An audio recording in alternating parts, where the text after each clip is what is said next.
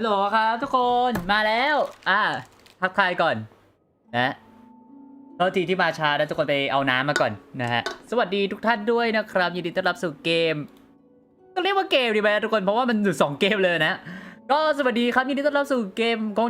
Genshin Impact แล้วก็ของไกสตาร์เร็วด้วยนะครับอยู่กับผมTouchZUนะฮะผมวันนี้มีไลฟ์สตรีม2เกมแต่ไม่ใช่ว่าเล่นเกม2เกมนะทุกคนวันนี้มันจะมีไลฟ์สตรีมของHonkai Star Rail Patch 1.5 ใช่ไหมถ้าผมจะไม่ผิด 1.5 ป่ะ1.5 แหละเนาะสวัสดีครับทุกคนด้วยนะแพทHonkai Star Railมันจะมาตอนประมาณ6:25 นาทีใช่ไหมของแพทฝั่งอังกฤษอะครับทุกคนของฝั่งอังกฤษจะมา6:25 นาทีเว้ยทุกคน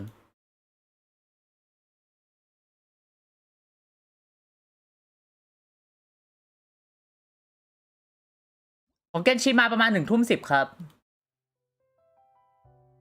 รอไปก่อนวันนี้เรามาเล่นHonkai Star Rail กับ Genshin Impact กันเนาะมาดูไม่ใช่มาเล่นแต่ก็ล็อกอินเกนชินเพราะว่าเกนชินมันอันสุดท้ายแล้วอะทุกคนนะต้องมาทำอะไรต่างๆนานานะสวัสดีทุกคนด้วยนะครับยินดีต้อนรับด้วยนะนี่ก็จะพยายามฟาร์มหนังสือฟาร์มยับกันต่อไปนะช่วงนี้ขาดแคลนหนังสือนะทุกคนดีนะที่เขาช่วงนี้มีเลซิ่งคุณมีไอ้หนังสือคูณ2นะฮะก็ใครที่ยังไปเล่นก็ไปลองก็ไปเล่นกันได้นะทุกคน นี่ผมล็อกอินอย่างนี้อย่างเดียวเลยสวัสดีทุกท่านด้วยนะครับแล้วก็นะฮะยินดีต้อนรับคนดูใน YouTube แล้วก็ Twitch ด้วยนะครับก็ใน YouTube นะฮะตอนนี้สามารถกด Support ด้วยการกด Subscribe สมัครสมาชิกช่องได้แล้วนะครับก็ขอบคุณทุกคนที่ทำให้ผู้สนับสนุนติดตามเรามาเป็นถึงครบ1,000 คนแล้วนะครับขอบคุณมากจริงๆนะแล้วก็นะครับผมก็ตอนนี้ก็มีสามารถโดเนทผ่านซูเปอร์แชทอะไรต่างๆได้แล้วนะครับผมก็ขอบคุณทุกคนมากนะก็เดี๋ยวรออนุญาตรอสักครู่ก็เตรียมพร้อมที่จะลุยกันแล้วล่ะทุกคนถ้าซูเปอร์แชทผมไม่เห็นใครก็ขออภัยด้วยนะบางครั้งผมเพิ่งจัดการใหม่ๆนะฮะสวัสดีทุกคนด้วยนะครับยินดีต้อนรับด้วยนะยินดีต้อนรับทุกคนด้วยนะครับผมนะเดี๋ยวเรามาเล่นกันเลยดีกว่านะตอนนี้ก็ระหว่างรอห้องนะฮะขอเล่นเกนชินก่อนตามหนังสือตามยับนะฮะทุกคน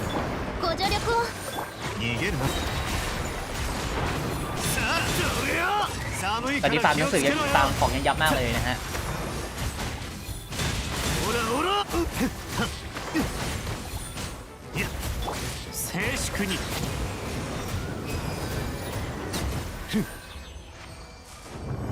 สบายดีไหมบอกเลยสบายดีมากครับผมวันนี้นะแต่คืนนี้อาจจะเหนื่อยหน่อยนะฮะเพราะว่าผมมีไลฟ์หลายเกมไลฟ์หลายอย่างไลฟ์Honkai Star Rail กับ Genshin Impact นะครับปกติผมจะไม่ไลฟ์นะไม่ค่อยไลฟ์Honkai Star Rail Patch Note เท่าไหร่ไอ้ไลฟ์สตรีมนะวันนี้ก็เดี๋ยวมาไลฟ์กันนะครับผมแล้วก็เดี๋ยวเตรียมตัวดูกันอีกทีก็เป็นของGenshin Impact เนาะคาดหวังอะไรไหมผมว่าแพทสตาร์เร็วน่าจะไม่มีอะไรมากคือแพทเนื้อเรื่องหลักของแพทเกนชินแพทเกนชินอาจจะแกสตาร์เร็วน่าจะตึงตอนไหนน่าจะตึงตอนอาร์เจนติกอะครับผมอาร์เจนติกมันอยู่ดาวโพกาโทรี่ทุกคนมันคือดาวใหม่มันคือดาวใหม่ที่เราจะเข้าไปที่ว่าอาร์เจนติกมันอยู่ในโพกาโทรี่นะทุกคนเพราะฉะนั้นการที่เขาโผล่มาอย่างเงี้ยแสดงว่าเราจะขึ้นดาวดวงใหม่แล้วไวๆใช่ไหมล่ะเราก็ต้องรอดูกันว่าใช่หรือไม่นะทุกคน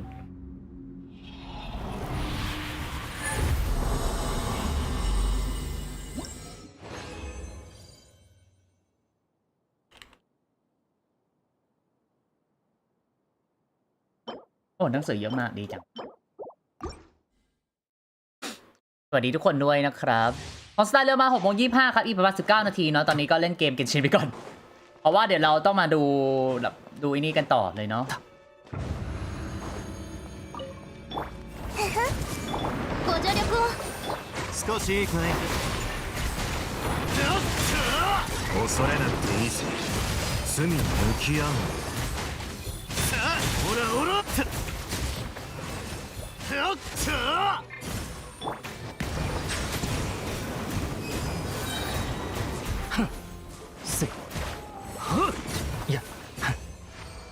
สวัสดีทุกคนด้วยนะครับผมรอดู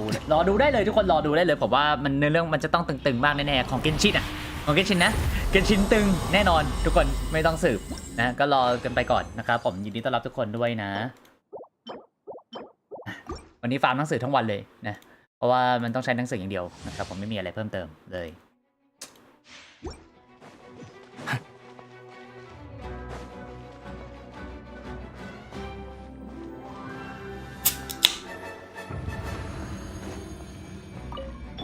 手をつなぎましょう。これこそが知恵の出。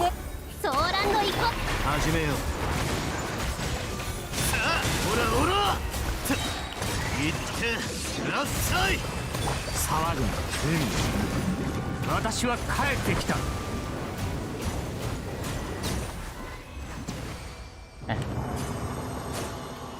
ใกล้แล้วใกล้ความเป็นจริงแล้วทุกคนโอริน่าเทพหลายๆน้ำเทพน้ำหลายๆคนที่คนรอคอยอ่ะใครอยากสนใจอยากจะเปิดไหมล่ะไม่เปิดหรอคุณเทพน้ำเลยนะคุณมันคือเทพน้ำเลยนะทุกคนถ้าคุณไม่เปิดผมก็ไม่รู้จะพูดอะไรแล้วล่ะทุกคนขออนุญาตเอาตัวไอ้คอนโทรลเลอร์ออกก่อนนะทุกคนมันไม่จำเป็นต้องใช้ฟาร์มแฟกเป็นไงบ้างครับเกลือเหมือนเดิมทุกคนไม่ต้องเปลี่ยนเลยนะทุกคนเกลือเหมือนเดิมนะฮะ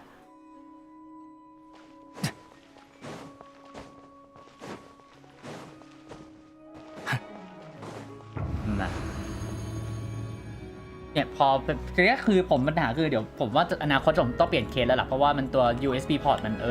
เลอร์นะฮะผมใช่ USB port ของผมมันเลอร์ทุกคน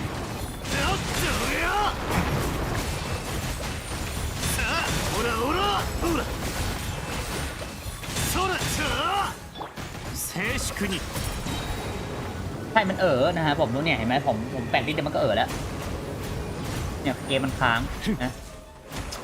จะหาโอกาสเปลี่ยนแล้วแต่ก็ไม่มีโอกาสได้เปลี่ยนสักทีอะทุกคนการ์ดจอใหม่ยังไม่ซื้อครับบอกว่า 3.70 ยังเล่นได้ดีอยู่นะแต่ก็แอบอยากได้ 40 เหมือนกันนะเนี่ยเอาจริงสวัสดีทุกท่านด้วยนะครับยินดีต้อนรับด้วยนะ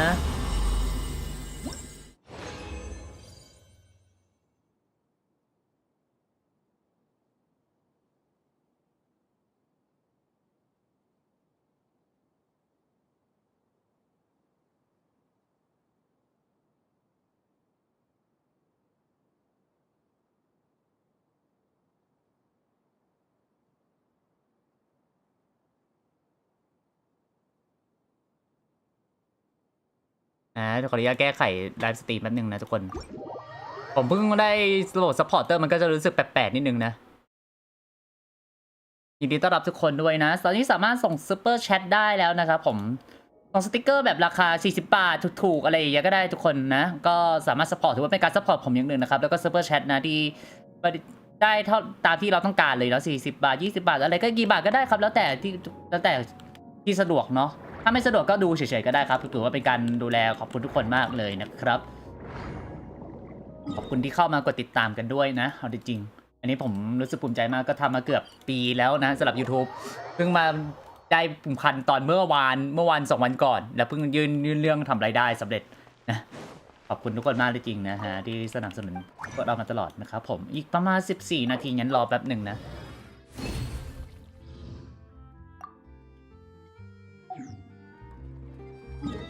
รอกันไปก่อนนะครับก็ถือเนี่ยยาวๆกันนะทุกคนบอกเลยว่าเต็กนะฮะกำลังคิดถึงเรื่องการฟาร์มของฟูริน่าประเด็นคืออย่างนี้ครับการฟาร์มของฟูริน่าไม่ใช่เรื่องง่ายนะเพราะว่าการฟาร์มของฟูริน่า1คือคนเปิดเทพน้ำอ่ะเยอะมากอยู่แล้ว2นะฮะของที่อัพได้ยินมาว่าอันนี้ไปฝันมาว่ามันรู้สึกจะไม่พอมันได้แค่ไม่กี่อันเองนะฮะได้ประมาณไม่ถึง100เลยมั้งปกติก็ไม่ถึง100นะแต่ไม่เกินครึ่งของ100อ่ะเอาอย่างนี้แล้วกันผมพูดอย่างนี้เพราะฉะนั้นการฟาร์มให้ฟูริน่าจะเป็นอะไรที่ค่อนข้างยากนิดนึงนะต้องยากนิดนึง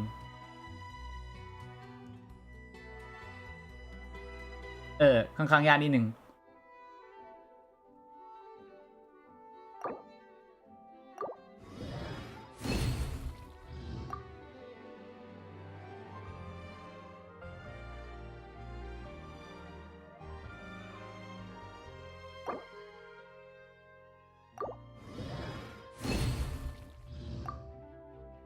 ใช่มันจะยากนิดนึงนะครับผม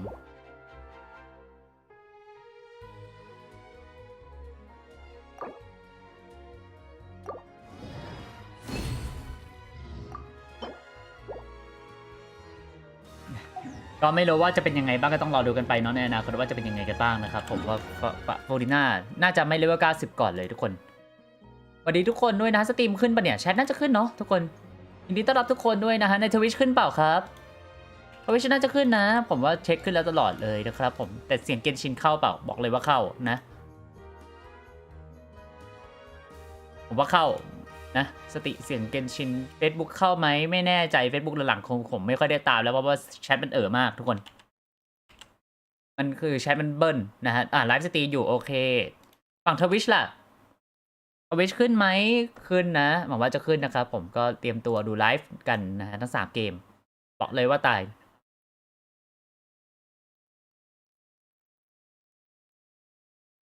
สวัสดีทุกคนด้วยนะครับผมขออนุญาตตามสักครู่หนึ่งนะ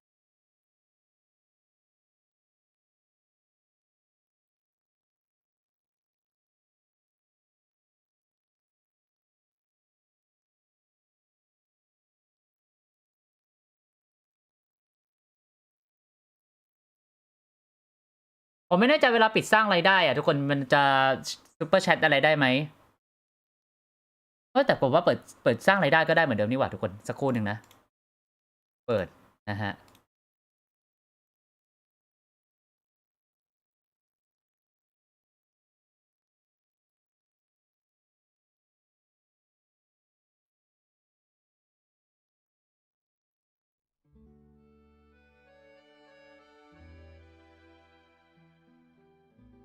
เนี่ยโอเคน่าจะประมาณนี้แหละนะก็อาจจะมีแทรกโฆษณานิดนึงนะทุกคนทำให้ผมสตรีมอาจจะเบิ้ลนิดนึงนะครับผมน่าอีกประมาณ10 นาทีนะฮะเตรียมตัวกันดูให้ดีกันนะทุกคนสวัสดีทุกคนด้วยนะไลฟ์เสียงขึ้นไหมกล้องขึ้นไลฟ์ขึ้นนะกล้องขึ้นเนาะโอเคอีกประมาณ10 นาทีนะระหว่างนี้เราก็ไปดูไลฟ์สตรีมกันนะครับผมพอเป็นอย่างเงี้ยนั่นตลอดเลยครับ40 นาทีใกล้แล้วขอสลับสตาร์เร็วนะฮะน่าจะมีซับไทยหรือเปล่าเพราะไม่น่าจะเป็นไลฟ์สดมันคือเป็นการเป็นสเปเชียลประกันคือเป็นการพรีเมียร์ทุกคนเหตุการณ์ที่ต้องมาเนี่ยทุกคนต้องปรับตัวเสียงตั้งค่าตัวหูฟังให้ดีเนี่ยนี่คือปัญหาของผมเลยเป็นอย่างนี้ตลอดเลยทุกคนอีก9 นาทีนะทุกคนเตรียมตัวกันให้ดีนะว่าจะเป็นยังไงกันบ้างนะครับผม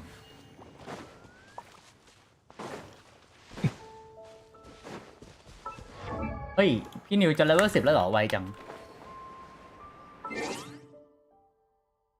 จดหมายวันนี้จดหมายอะไรแบบคอแบบสอบถามอ่ะโอเคมางั้นมาทำแบบสอบถามกันก่อนระหว่างดูสไตล์เร็วกันนะเดี๋ยวค่อยทำนอกรอบก็ได้มั้งทุกคนเดี๋ยวค่อยทำเพราะว่าอันนี้ผมขอเป็นส่วนตัวแล้วกันเนาะมันแล้วแต่ความคิดเห็นของส่วนตัวบุคคลมันไม่เหมือนกันอยู่แล้วอะ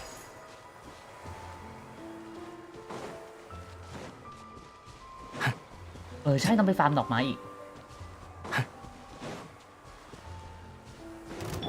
สวัสดีจ้า騒ぐ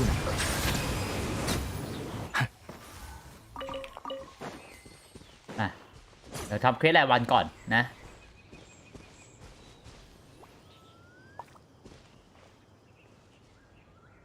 อเวนเจอรีนนะครับผมใช่ปะอเวนเจอรีนปะ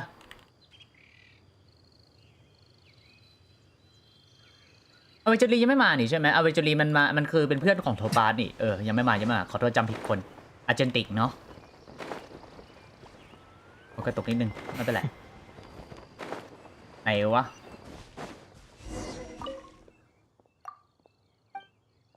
มา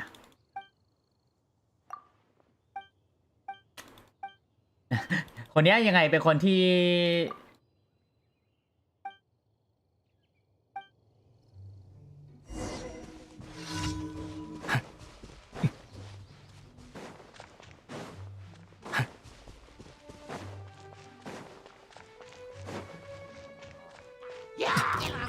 สวัสดีทุกคนด้วยนะครับผมมาเดี๋ยวเตรียมตัวพร้อมแล้ว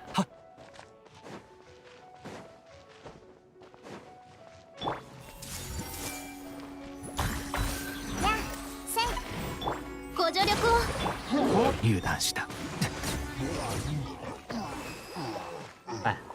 ไม่มีอะไรมากนะฮะอเวนจูรีเดี๋ยวนี้แพท 1.5 เขาสปอยเลยนะว่าเป็นหัวกับอาร์เจนติกแล้วก็น้องฮันยาปะไม่แน่ใจเหมือนกันคุณฮันยานะมาดูกันว่าความสามารถของแต่ละตัวจะมีอะไรบ้างในอนาคตนะก็ต้องรอเตรียมตัวกันดูให้ดีนะครับผม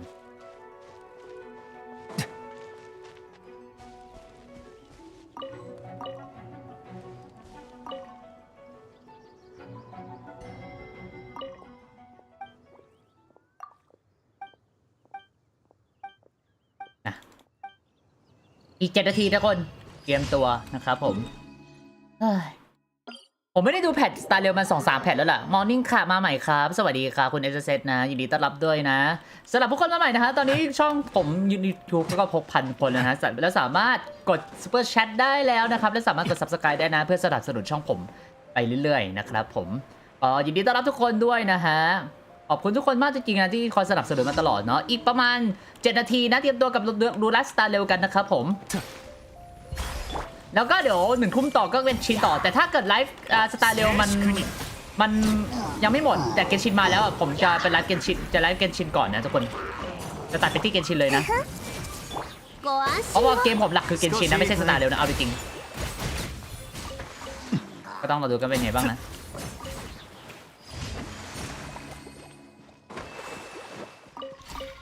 บอกเรื่องของอัพพอสวัสดิ์ฟูริน่าผมพร้อมแล้วเดี๋ยวแค่ตัวไอ้เนี่ยทุกคนเขาเรียกว่าอะไรนะไอเนี่ย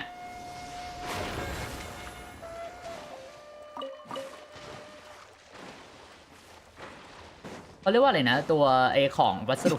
เพิ่มเติมสำหรับตัวอัพอะอย่างของฟูริน่ามันเป็นไอนี่เป็นดอกไม้นะฮะไอดอกไม้จากไอนี่ทุกคนดอกไม้จากไอเขาเรียกว่าอะไรนะตัวของอยาก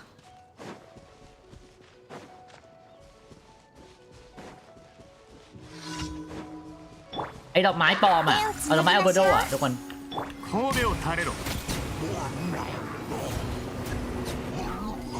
เสร็จแล้วข้อดีคือมันไวนี่แหละทุกคน โอเคเดี๋ยวอีกอันหนึ่งนะไม่นานอีกประมาณ5 นาทีเราเตรียมตัวนะครับผมมาคุยกันเล่นได้นะทุกคนอย่าปล่อยให้ผมเหงานะทุกคนอย่าปล่อยให้ฉันต้องทนกับความเหงา เพลงมา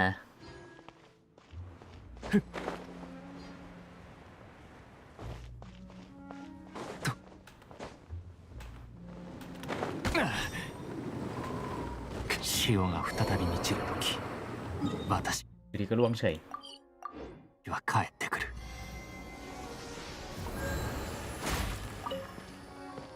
ลืมไปว่ามันลงไม่ได้นะทุกคน ขอโทษด้วยลืมเนี่ยไม่ได้มาผมไม่ได้มาแถวนี้นานก็เลยลืมว่าต้องทำอย่างไรบ้างทุกคนอย่าเพิ่งบูลลี่ผมไม่ได้มาสต็อปเทเลอร์นานมากแล้วตั้งแต่โหนานอยู่นะผมไม่ได้มานานไม่ได้มาตรงนี้นานมากทุกคน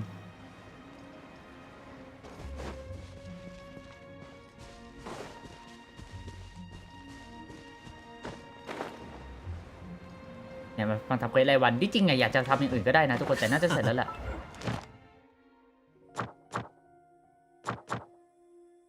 เนี่ยระหว่างช่วงคะแนนฝึกซ้อมผมไม่มีแล้วอ่ะเปิดกล่องครบแล้วอ่ะทุกคน คือที่เกียรฟาร์มแล้วก็ต้องทำเควสรายวันปกติไปนั่นแหละมันแค่ช่วยในเบื้องต้นได้เท่านั้นเองแล้วทำไมคุณถึงมาทำเควสที่มอนสเตอร์เหรอครับคุณพี่คืออย่างนี้ทุกคนผมมีเควสที่ยังไม่ได้ achievement ในมอนสเตอร์เว้ยผมพูดอย่างนี้เลยแล้วกันผมก็เลยมาทำเสร็จแล้วนะครับผมเดี๋ยวเรากลับไปที่ไอ้นี่กันดีกว่าอีกประมาณ3 นาทีนะครับใกล้ไลฟ์สตรีมสตาร์เรลเนาะแล้วสตาร์เรลเสร็จแล้วก็ไปต่อเกนชินกันเลยนะครับเตรียมตัวกันให้ดีนะทุกคนขอบคุณรุดที่กดไลค์ด้วยนะรอเดี๋ยวดูสตาร์เรลกันว่ามีอะไรที่น่าสนใจบ้างไหมนะครับขอบคุณรุดที่กดไลค์ด้วยนะครับ thank you นะครับ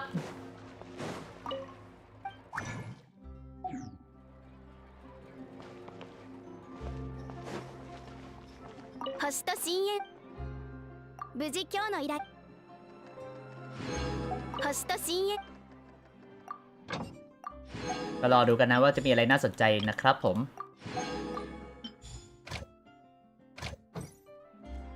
อ่ะอีก3 นาทีเดี๋ยวเราขอปิดเสียงเพลงแป๊บหนึ่งเพราะเราเตรียมตัวพร้อมกันแล้วเนาะทุกคนยังคงรอช่วงนี้เราจะสกิปอยู่นะครับขอหาเวลาว่างให้ได้ก่อนนะทุกคนแต่เราสกิปผมว่าผมแตกผมอาจจะแตกบ่อยมากนะได้เดี๋ยวเล่นตอนสกิปแน่นอนทุกคนก็ได้ขออนุญาตนะทุกคนแต่ยังไม่ใช่ตอนนี้นะเดี๋ยวหาเวลาก่อนก็แนะนำถ้าอยากให้เล่นเกมชวนขอเล่นเกมอะไรก็กดซับกดซูเปอร์แชทบอกได้นะทุกคนหรือคุยกันตรงนี้ก็ได้เลยตอนนี้ผมก็ยังชิวๆอยู่นะก็เดี๋ยวเตรียมตัวขออนุญาตเปิด Display Capture แล้วเปิดช่อง YouTube ก่อนเดี๋ยวต้องเตรียมดูไลฟ์2 สตรีมด้วยไงประเด็นอันดับแรกของไกลก่อนนะฮะเดี๋ยวขออนุญาตปรับเสียง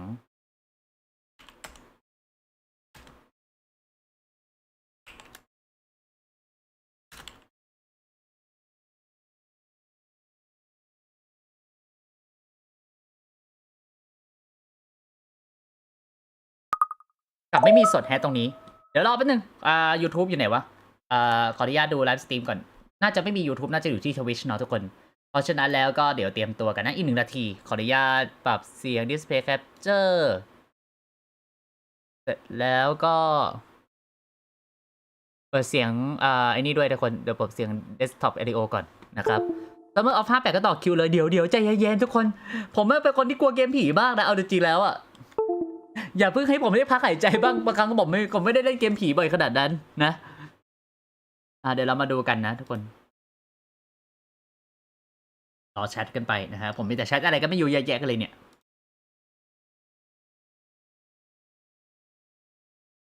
ไหนวะมายังเนี่ยไหนอ่ะคุณพี่ไหนอ่ะครับตอนแชทแป๊บหนึ่ง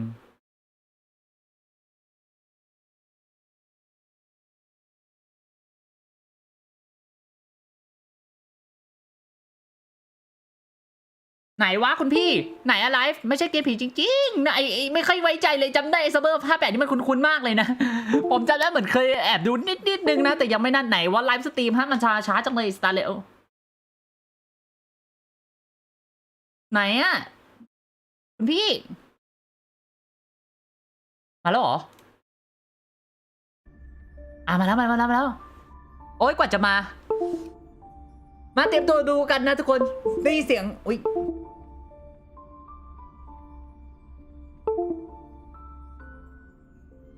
นี่นะทุกคนขออนุญาตปรับ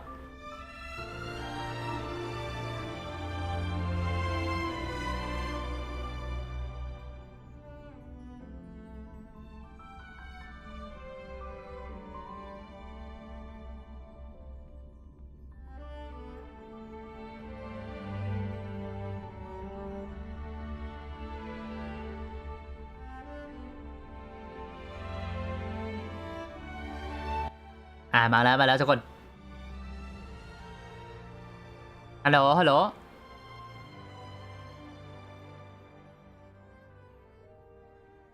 รอดูกันไปนะทุกคนผมไม่ได้เล่นเกมนี้เราดูว่ารอดูพอว่ามันแจกเท่าไหร่แจกน่าจะเท่ากับเกนชินนะทุกคนก็คุยกันเล่นไปก่อนก็ได้ใครที่ดูสตาร์เรลก็สามารถมาดูเล่นกันก่อนได้นะครับระหว่างรอตัวเกนชินนะเดี๋ยวเกนชินมาผมอาจจะย้ายไปที่เกนชินเลยนะครับรอดูกันสักครู่นะ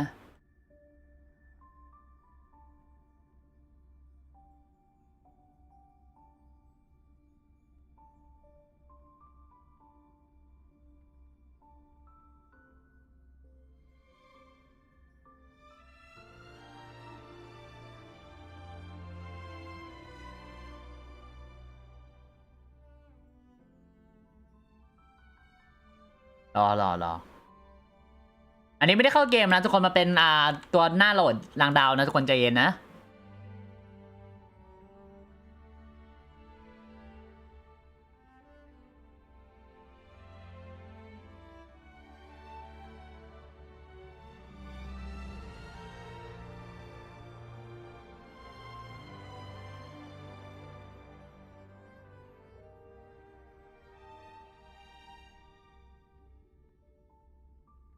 รอกันไปเฮ้ย รถไฟมันนานจังถ้ารถไฟนานเดี๋ยวจะไปเกนชินแล้วนะอีกประมาณทุ่มอะไลฟ์ให้มันเร็วๆกินลังดาว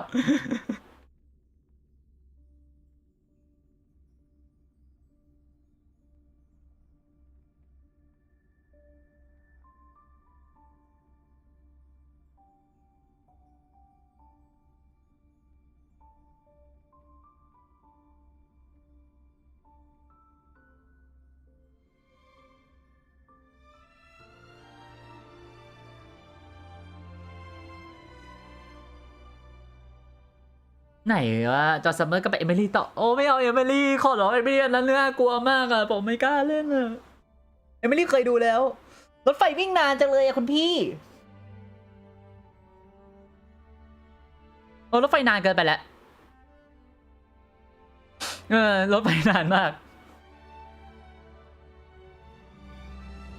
สวัสดีทุกคนด้วยนะครับยินดีต้อนรับนะ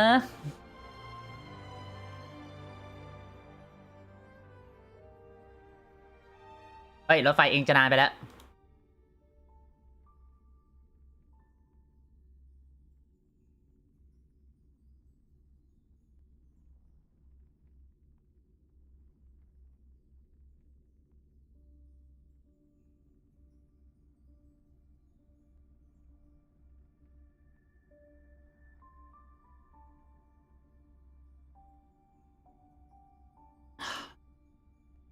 ไหนวะเอ๊ะผมบั๊กหรือเปล่าวะไลฟ์มันนานจัง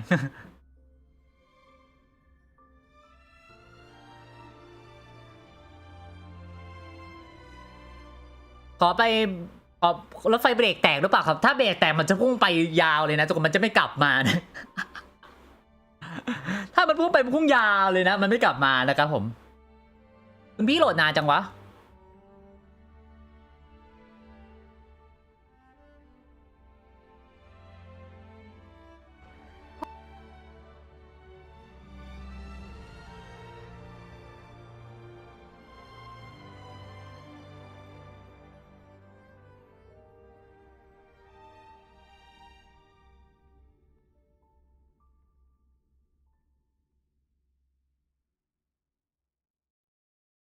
พี่จะนานจังมาแล้วนะครับ finally เริ่มต้นด้วย MC เรานะฮะเคลัสนะพี่ก็ชิลเกิน The finest hand-picked, well-tied spring meets the chewiest ไม่มีซับหรอไม่เป็นไร sugar bobo on the block. มาเปิดมาก็ชานมไข่มุกกันเลยนะทุกคน Carnitine, flavor, and health. Immortal's delight โฆษณาเลยเหรอ of diviners. พี่จะโฆษณาเลยเหรอ Newsflash. The IPC will soon be dispatching representatives to multiple worlds. The effort is part of a raft of new measures to encourage trade and strengthen friendship throughout the cosmos. The Genius Society's newest masterpiece, Simulated Universe World 8, is about to go live. เดี๋ยวนะลบ8เหรอ has revealed that the project จะไปไหน is ลบ8เหรอ about to enter the launch phase. For further details, don't forget to ลบ tune 8 in เหรอ to our program's follow-up reporting. Renowned songstress Robin has received an invitation to perform at Penacony's Charmony Festival. มีเทศกาล what the fuck what the fuck อะไรวะเนี่ย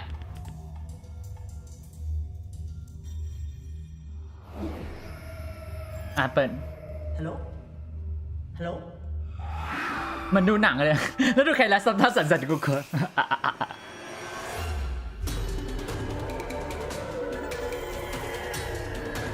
นี่ของหัวแน่ๆเลยทุกคน 15% จริงว่ะ The Xianzhou Luofu has reported an uptick in supernatural activity, with evil spirits wreaking havoc across multiple locations. The Tenlords Commission has assured citizens that it is thoroughly investigating all incidents. This program will be bringing you the latest as the story unfolds. For more details, stay tuned for the upcoming Haunted Xianzhou special program.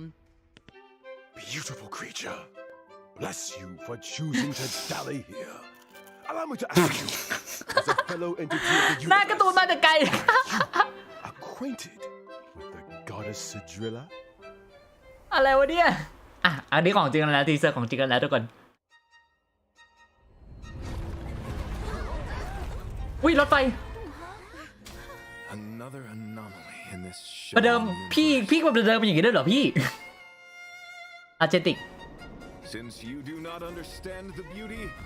I will have to show you in a way that only a knight can.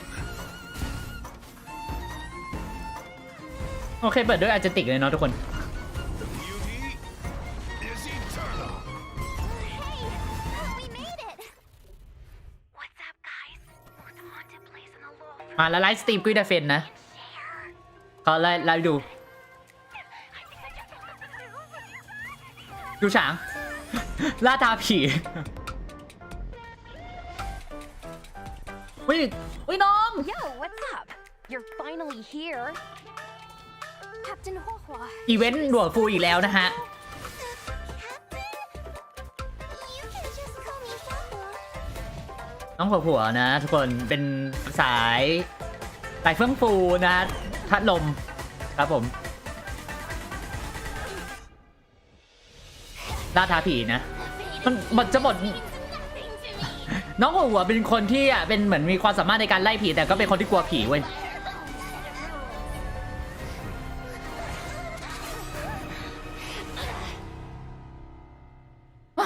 อะไรเนี่ย what ไม่รู้เรื่องโค้ดแรกนะครับผมสำหรับตัวเกนสตาร์เร็วนะทุกคนเดี๋ยวก็นี้ครับเกมว่าอย่างคนเล่นก็ว่าอย่างนี้นะครับพี่เดี๋ยวกรอกโค้ดแป๊บนึงนะ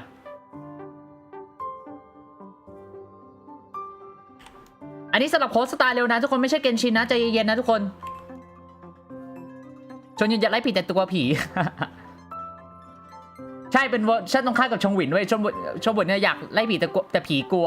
คนเนี้ยมีความสามารถในการไล่ผีแต่กลัวผีคอนทราสต์กันเลยเว้ย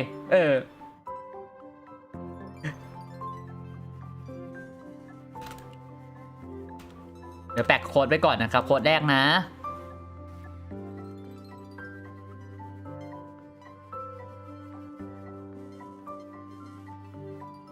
คือน้องกลัวเขาไม่ได้อยากได้ความสามารถในการไล่ผีเพราะน้องเป็นคนกลัวผีนะมันคือตรงข้ามกับชงหวินนั่นแหละถูกต้องแล้ว Darkness falls across the delve as ghost fires dance. The clock strikes 12. Well, whether or not your world ทำไมกรอบไม่ได้ครับพี่นี่มันโค้ดของไกสตาร์เร็วอะครับผมไม่ใช่โค้ดเกนชินนะครับพี่ครับ Welcome to the Inner Astral Peace Media's Haunted Cienjo special program. I'm your ghostly host with the เดี๋ยวขอดูอนุญาตดูไลฟ์เกนชินด้วยแล้วกันทวิชนะฮะถ้าเกนชินมาก่อนก็จะไลฟ์ต่อนะ For today's episode, we've invited two special guests. Together, we'll be introducing you to the Cienjo's weirdest and เกมค่ายเดียวกันกรอบด้วยกันได้นะไม่ได้คนละเกม I'm the galactic baseballer. ไม่ได้ครับ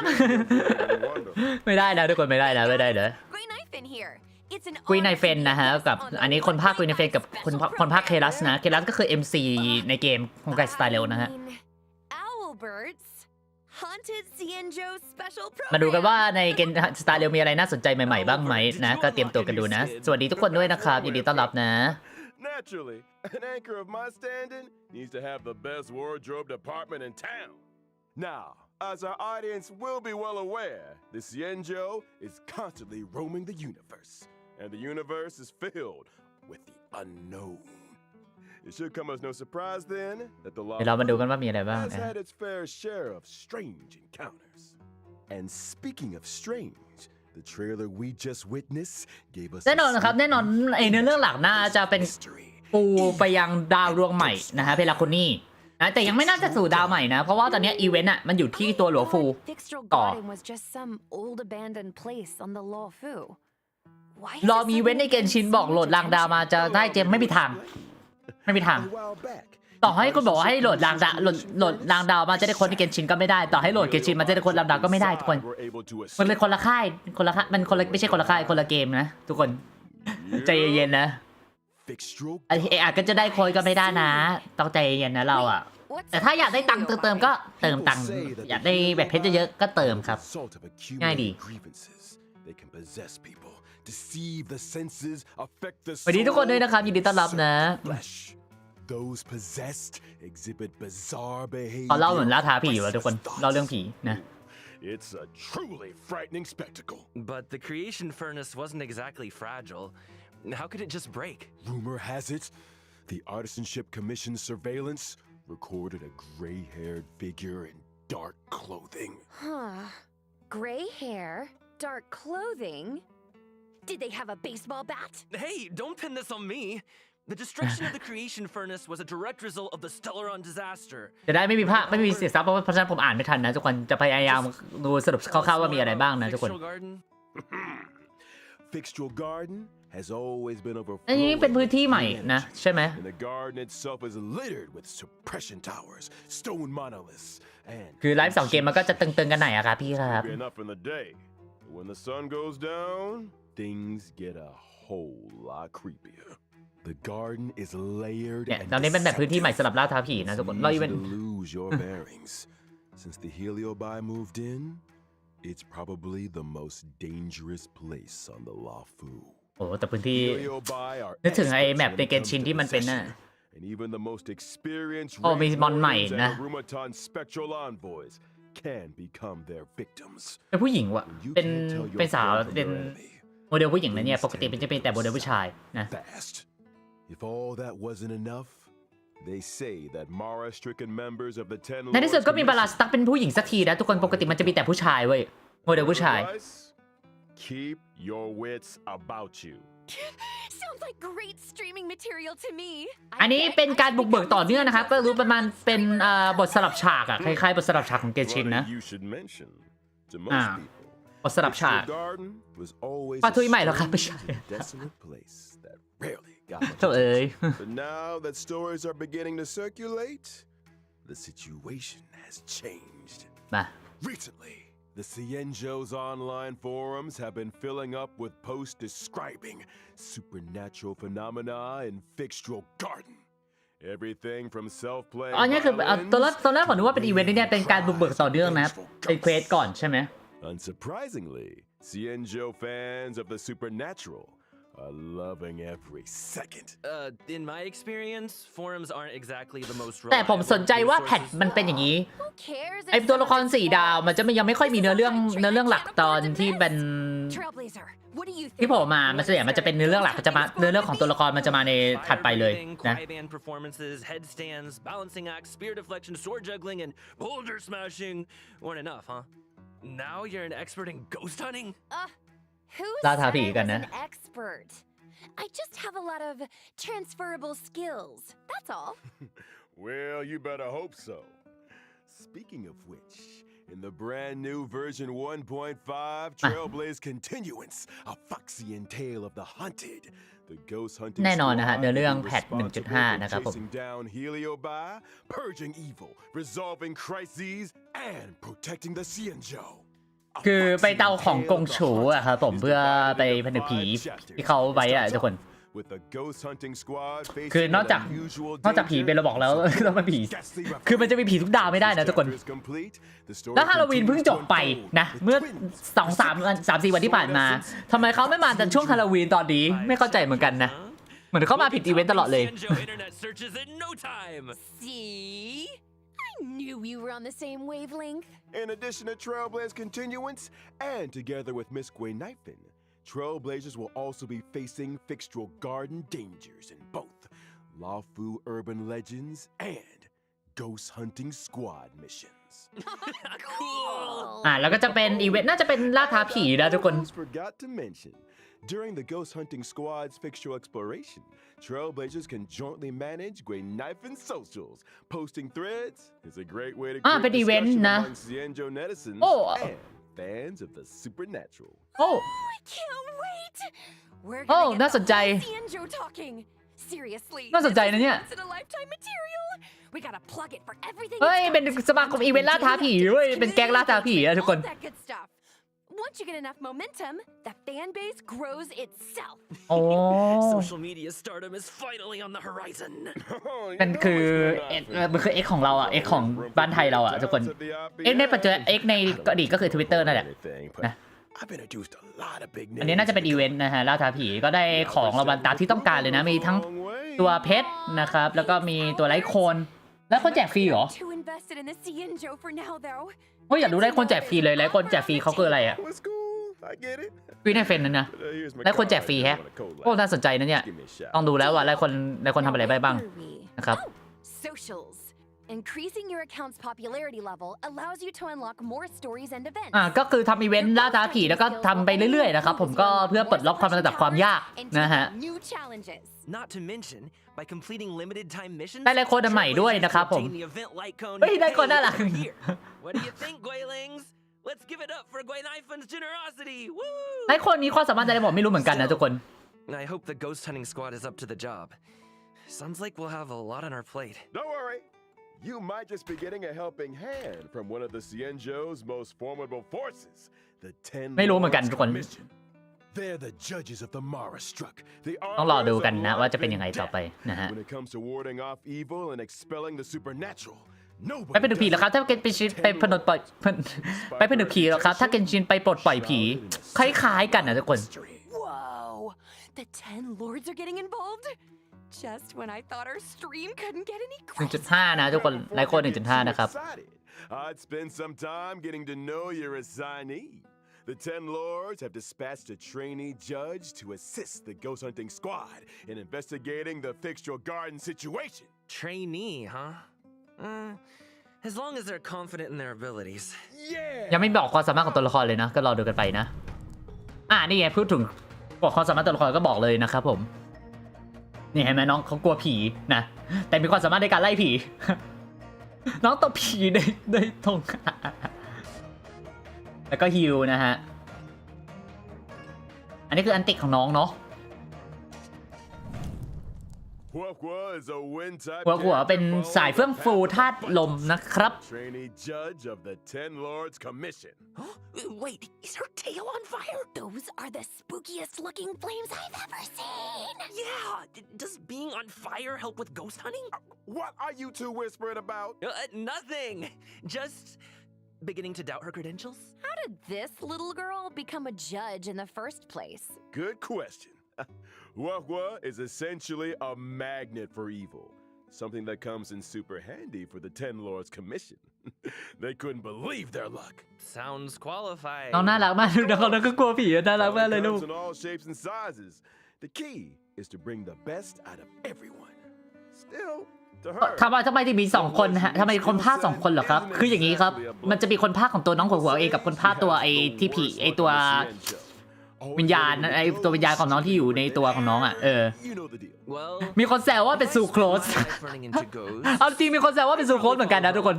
I remember one of my ลูกของฮูเต่ากับซูโครสสินะครับ problem. Lucky for her, one of my sponsors น่าสนใจนะ remedy that can And we're น่า getting สนใจนะมันคือผสมระหว่างฮูเต่ากับซูโครสเนาะ Only told you half the story. มีคนบอกว่าเหมือนชีบอกฮูเต่าบ้างบอกซูโครสเหมือนชีชูเต่าบ้าง คือมันตรงข้ามกับชงหวินแหละแต่ความสามารถตรงข้ามกับชงหวินนะ When Huahua was a little younger, her tail was possessed by a monstrous long-life species. Any guesses? Yup, it was a heliobus. That very same day, the 10 Lords Commission decided to seal the monster in its hiding place and took Huahua under their wing. เดี๋ยวอธิบายก่อนนะทุกคน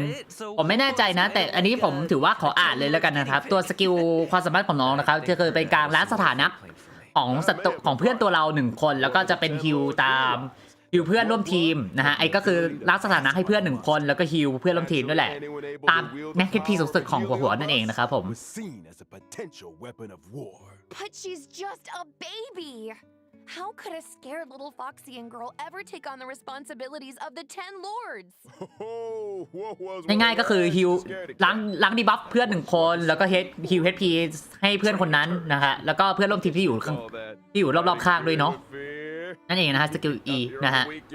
ตัวอันตินะครับไม่มีอะไรมากนะครับผมอันติตัวอัน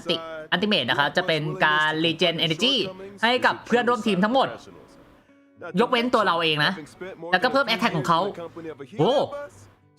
อันติใช้ได้นะ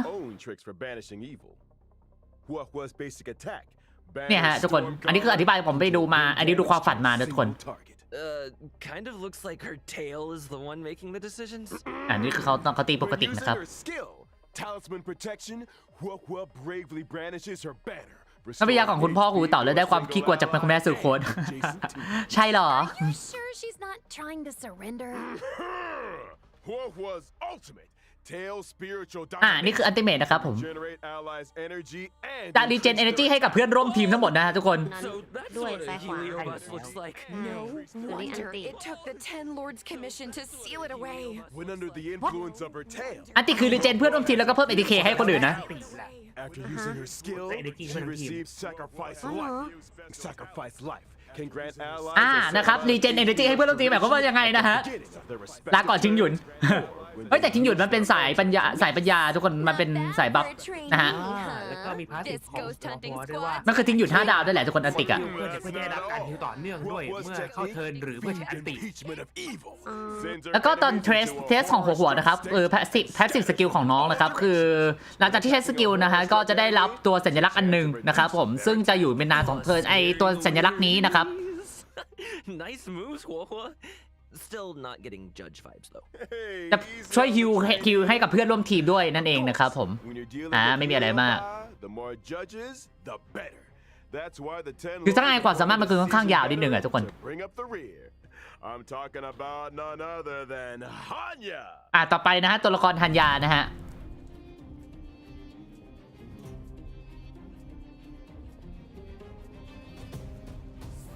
ฮันยาเหมือนนี่เหมือนเส้นเหอ คล้ายๆเส้นเหอ แต่ฮันยาเป็นสายปัญญานะครับปัญญากายภาพนะทุกคน Hanya is a netherworld judge of the Ten Lords Commission. มันก็เหมือนน้องครีซี6 Following the path of harmony. I remember that face. I saw her on the Return to Darkness light cone. Correctamundo. Rumor เหมือนเส้นเหอนะอันนี้เหมือนเส้นเหอเลย ผมบอกว่ามันเส้นเหอจนตอนนี้ดีไซน์คล้ายๆเนี่ยมันคล้ายๆกันอยู่แล้วทุกคนก็ว่าไม่ได้หรอก and recording corresponding judgments. Or to be more precise, Hanya reads the karmic sins of criminals and uses her oracle brush to record their punishments. She's good at her job and takes it. ผมไม่ขออ่านข้อมูลแล้วกันนะใครไปอ่านเนื้อเรื่องใครอยากอ่านเนื้อเรื่องนะครับก็ไปอ่านทีหลังนะครับผม Sounds like a Ten Lord celebrity. She's put in the hours, that's for sure. In order to ถ้าอ่านภาษาไทยนะครับสรุปคันยาเข้าๆนะครับคือเป็นหนึ่งในผู้พิพากษาของเทนลอร์ดคอมมิชชั่นนะทุกคนแห่งเซียนฉัวโหลฟู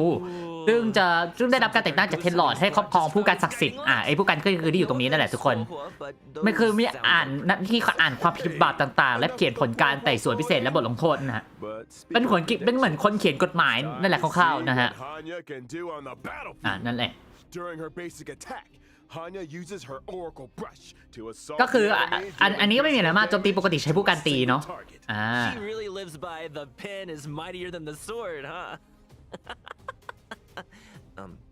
I'll get my coat. In addition to dealing physical damage to a single target,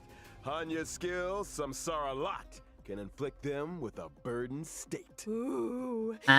that Hanya's way of marking enemies? พรสวรรค์นะครับเป้าหมายฝ่ายเราปล่อยการโจมตีปกติสกิลต่อสู้หรือถ้าไม่ตายแต่ศัตรูเป้าหมายที่ติดสถานะพันทักนะครับจะสร้างดาเมจเพิ่มขึ้น 37.5% อย่างนี้ครับคือตัวสกิลน้องอีครับผมสกิลตัวฮันยานะครับผมจะสร้างดาเมจกายภาพโดยประมาณนึงแล้วจะติดสถานะพันทักขึ้นมาทุกครั้งที่ฝ่ายเราใช้การโจมตีปกติก็จะทำให้ติดแต่ศัตรูเป้าหมายที่ติดสถานะพันทัก2 ครั้งจะฟื้นฟูแต้มสกิลต่อสู้1 แต้มนะโอ้ใช้ได้เลยนะเนี่ยและอันติของน้องนะครับผมอันติของตัวฮันยานะครับก็จะเป็นการเพิ่มความเร็วของไฟเรากำหนด1 ตัวโดยขึ้นอยู่กับความเร็วสูงสุดของฮันยานะครับและทำให้ ATK ของเป้าหมายดังกล่าวเพิ่มขึ้น 72% เอาง่ายคือเพิ่มความเร็วด้วย ATK ของฝ่ายเรา1 ตัวนั่นเองนะครับผมน่าสนใจนะเป็นสายบัฟนะฮะComplete the challenge to obtain new physical ascension material. แล้วก็มีของอัพตัวละครใหม่นะฮะแล้วก็มีลิลิกใหม่มาแล้วลิลิกใหม่นะครับทุกคนใครที่ฟาร์มให้คนไหนก็ตามก็ใจเย็นๆก่อนนะเพราะว่ามีลิลิกใหม่กันนะครับเขาไม่บอกความสามารถด้วยแย่จุงอันนี้คือหลักๆหมดเลยนะทุกคน Already? This program isn't nearly haunted enough for my liking. จบแล้วเหรอ Where are all the ghost stories? You know, beautiful ทุกคนมันมีลิลิกใหม่กับโลกใหม่นะทุกคนเดี๋ยวขออธิบายเลยแล้วกันเพราะว่าตอนนี้มันไม่อธิบายในไม่อธิบายในนี้นะลิลิกใหม่นะครับตัวอันแรกนะครับที่ชื่อว่าแกรนดุกไอตัวที่เป็นเซตไฟที่คุณเห็นอ่ะอันดับแรกเซต2จะเพิ่มพลังโจมตีเขาเรียกว่าการโจมตีต่อเนื่องใช่ไหมเขาเรียกว่าโจมตีต่อเนื่องป่ะผมไม่แน่ใจเหมือนกันนะทุกคนโจมตีเพิ่มดาเมจที่มาจากโจมตีต่อเนื่อง 20% นะครับเมื่อ4เซตเมื่อผู้สวมใส่เปิดการโจมตีต่อเนื่องจะสร้างดาเมจตามจำนวนการโจมตีต่อเนื่องนะครับและสร้างดาเมจแต่ละครั้งของจะทำให้ ATK ของผู้สวมใส่เพิ่มขึ้น 6% นะฮะอะไรอ่ะ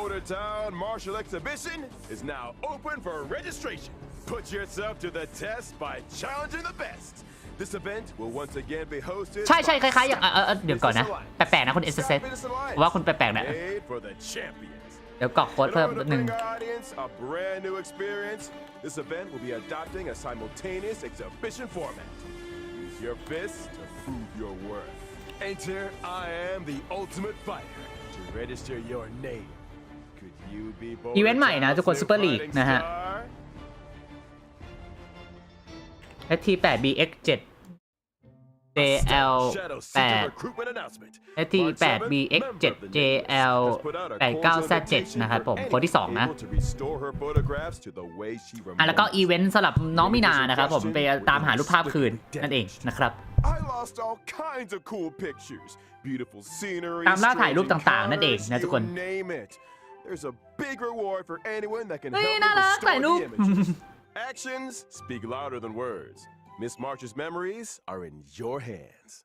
เป็นอีเวนต์ถ่ายรูปนะฮะแล้วก็โลก8นะครับผมมาแล้ว About to launch unlimited beta testing for the newly developed Simulated Universe World 8. Participants will have their costs covered and progress saved for future iterations. In order to participate in this offline confidential beta test, please head to the most mysterious place in the universe, Herda's office. Test participants will be rewarded โลก8นะฮะจะมีตัวลูกแก้วกับสร้อยใหม่นะทุกคนคือถ้าอธิบายมันยาวมากทุกคนขออนุญาตทีละอย่างเลยแล้วกันนะอันดับแรกนะครับตัวขอโทษหลุดมา Good news. The Planar Fisher and Garden of Plenty events are about to begin. It's the version you know and love. Let the computer do the hard ขออนุญาต work for 3 minutes and get your hands on double รีเฟรช rewards. แป๊บนึงนะทุกคนมันบั๊ก The essence of beauty. นะ To appreciate the คือ depth of chivalry. อันดับแรกนะครับไอตัวโลก8มันจะมี2เซตใช่ไหมเซตแรก2เซตอันแรกนะครับจะเป็นการฟื้นฟู Energy Regen ให้ 5% และเพิ่ม damage ให้กับเพื่อนร่วมทีม Legend of cosmic beauty. ซึ่งเป็นธาตุเดียวกัน 10% นะ We will be introduced. อันนี้จะเป็นเฉพาะทางนะครับมันเป็นตัวบัฟให้กับเพื่อนร่วมทีมต้องเป็นธาตุเดียวกันเนาะเพราะฉะนั้นเวลาใส่อะไรก็ต้องคิดดีๆเนาะ Perhaps you didn't get the memo, but we're about to be discussing a night of impeccable elegance. It's time to get fancy. So, without further ado, เหลือออเจนติกนะทุกคนรอดูกันว่าจะเป็นยังไงกันบ้างนะ a member of the Knights of Beauty, Genshin. ความสามารถของออเจนติกมาแล้วนะฮะยังไม่เข้าสู่ดาวเพลาคนนี้นะจะเป็นการปูทางนะทุกคน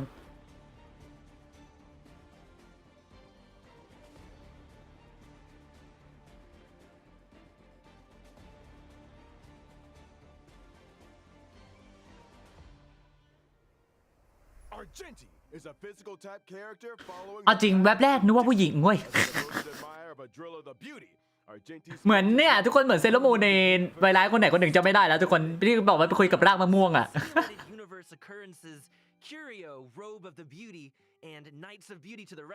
เกาะไม่ได้อีกแล้วผมโดนแกงคุณใจเย็นๆเอเซรอเกนชินมาก่อนThose guys are a lifeline in a tight spot, especially when I can't get enough path resonance. Treating people with courtesy, helping others as a matter of principle, and วินาเฟนหายไปแล้วทุกคนเพราะว่าส่วนของน้องไปแล้วนะฮะตอนนี้ก็เหลือแค่ตัวเคลัสเองนะฮะเดี๋ยวอธิบายก่อนกุยนาเฟนนะครับเป็นกองอัศวินแห่งความงามนะฮะเป็นสายกายภาพปัญญากายภาพนะทุกคนแต่ว่าเรามีกายภาพ2ตัวแล้ว4ดาวกับ5ดาวนะฮะกายภาพสายปัญญานะฮะผมน่าสนใจนะเนี่ย what was that planar fissure and Garden of Plenty commercial all about? Well, Argenti magnanimously. ฮันยาเป็นสายนี่ครับประสานนะพูดผิดฮันยาเป็นสายประสานนะฮะส่วนอาร์เจติเป็นสายกายภาพปัญญานั่นเองนะครับปัญญาเหมือนตีหมูส่วนทั่วไปเนาะคืออย่างไอเนี้ยครับตัวอาร์เจตินะครับเป็นอัศวินคลาสสิกแห่งกองอัศวินแห่งความงามนั่นเองนะฮะก็คือเคารพศรัทธาความงามนั่นแหละไม่มีอะไรมากของเทพดาราอีลิล่าอ่านชื่ออีลิล่านะครับที่หายตัวไปอย่างไร้ร่องรอยคือเขาก็ทั้งซื่อตรงสง่างามแล้วก็เดินทางท่องจักรวาลไปเรื่อยอย่างที่เราเห็นบนรถไฟนั่นแหละเพื่อเผยแพร่ชื่อเสียงอันดีงามของอีลิล่านั่นเองเป็นคนที่จงรักภักดีมากอ่ะเป็น loyalty ต่ออีลิล่ามากแล้วก็จะเขาเรียกว่าเหมือนนั่นแหละทุกคนเดี๋ยวเราดูความสามารถกันนะทุกคนArgenti's basic attack, fleeting fragrance, โจมตีทำดาเมจปกตินะฮะไม่มีอะไรมากอันติตีหมู่ can deal physical damage to all enemies. Nice, man. อันติเป็นตีกายภาพหมู่นะทุกคน Argenti's ultimate is และอัลติเมทนะครับ triggering different effects depending จะทำให้ใช้พลังงานจำนวนหนึ่งและสร้างดาเมจกายภาพแก่ศัตรูทั้งหมดนะเอ้าก็ดูไม่มีอะไรนะมันดูง่ายๆดีใช่ไหม amount of energy. Argenti's ultimate. For in this garden supreme beauty bestows can deal damage to all enemies when consuming all อันนี้ทุกคนความน่าสนใจของตัวอาร์เจติกก็คือเมื่อปล่อยการโจมตีปกติสกิลต่อสู้และถ้าไม่ตายทุกครั้งที่โดนโจมตีอะไรก็คืออะไรก็ได้ที่ตีแล้วโดนมอน1ตัวจะฟื้นฟูพลังงานให้อาร์เจติกเท่ากับ3หน่วยนะครับและได้รับสแต็ก1ขั้นนะครับผมทำให้อัตราคิดของตัวอาร์เจติกเพิ่มขึ้น 3.25% นะฮะก็ซ้อนทำได้มากถึง10ชั้นนั่นเองนะครับผมก็คือตี1ฟื้นฟูพลังงานให้กับอันเจติกนะครับผมแล้วเพิ่มอัตราคิดของตัวเองด้วยนะตามสเต็กที่เรามีนั่นเองนะเป็นตัวละครที่มีพาเลนที่ว่านั่นด้วยก็ได้เอ็นทีเพิ่มขึ้นด้วยเพราะตัวเขาถ้าหากว่าอยากให้แรงก็ต้องใช้เหมือนเป็นอันติขั้น2อะไรประมาณนี้ป่ะพี่แสงประมาณนั้นแหละก็คือเป็นการเก็บสเต็กอันติเยอะขึ้นเรื่อยๆครับผมแล้วยิ่งเขามี energy มากเขาก็ยิ่งเก่งขึ้นในคอมแบทด้วยคือต้องเป็นคนที่ค่อนข้างเก็บสแต็กอันตินิดนึงนะทุกคนและตัวแพสซีฟของตัวความสามารถนะครับผมเป็นการทำให้มึนงงนะฮะสกัดกั้นนั่นเองนะฮะเทคนิคตัวทำให้ติดสถานะมึนงงนะครับ10 วิและถ้าโจมตีศัตรูในติดที่สถานะมึนงงก็จะสร้างได้เป็นกายภาพ 80% ของ ATK ของอาร์เจติกนะฮะแล้วก็เป็นฟูพลังงาน15หน่วยนั่นเองทุกคนไม่สามารถสบตาฉันได้เพราะว่าฉันน่ะสว่างเกินไปยังไงล่ะตายเถอะมีเควสประจำตัวไม่ได้ประจำตัวด้วยแล้วก็มีเควสประจำตัวของอาร์เจนติกนั่นเองนะครับผม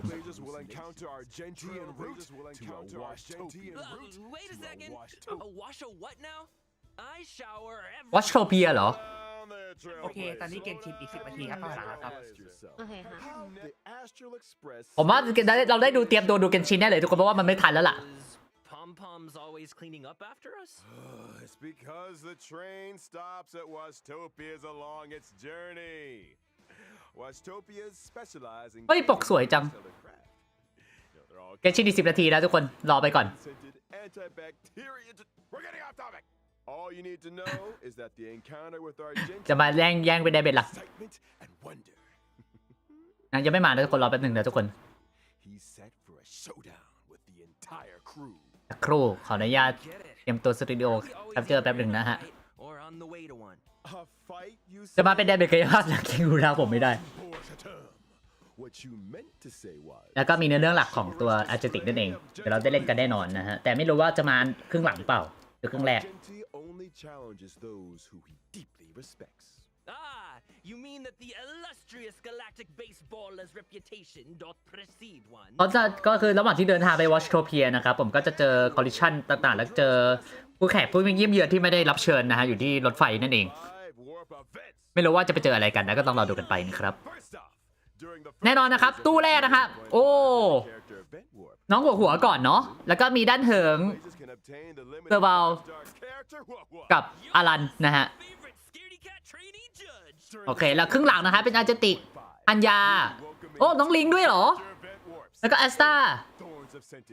เดี๋ยวก่อนนะเดี๋ยว6ตู้เลยเหรอ shining armor. Meanwhile, in ซิลเวอร์วูฟรีรันโอ้ the familiar face of Silver Wolf will be joining the war. ซิลเวอร์วูฟรีรันว่ะทุกคน น่า โอ้แล้วสิว่าวูดมาตู้หลังด้วยนะ Who will be appearing in both the โอ้ตู้นี้ใช้ได้อันนี้เนี่ย character of the ซิลเวอร์วูฟตู้มาทีหลังเนี่ยเดี๋ยวคืออะไรอย่างเดียวทุกคน I wonder if her game accounts are doing any better. You wanna ask her the แน่ next? นอนนะคะไอ้3ตู้หลังก็3ตู้หลังก็จะเป็นไลฟ์คนประจำตัวของแต่ละตัวนั่นเองนะฮะ It's time to take a look at version 1.5's light cones. In the first phase of version 1.5, แล้วก็มีน้องไลฟ์คนของหัวนั่นเองนะฮะ light cone, Night of Fright, will be boosted. While in the second phase of version แล้วก็เป็นของอาร์เจนติกนั่นเองนะครับผม light cone, an instance before gaze, will enter the light cone event warp. At the same time, the drop rate for the 5-star แล้วก็ซิลเวอร์วูฟนะฮะที่กำลังจะมาเร็วๆนี้นะฮะคือตอนนี้ผมไลฟ์ไม่ทันแล้วทุกคนออฟฟิเชียลก็กำลังจะไลฟ์นะฮะ The train is about to make the jump. อีก8นาทีอีก6นาทีนะทุกคน Starting from 1.5 แล้วก็ 1.5 นะครับผม and character ascension screens.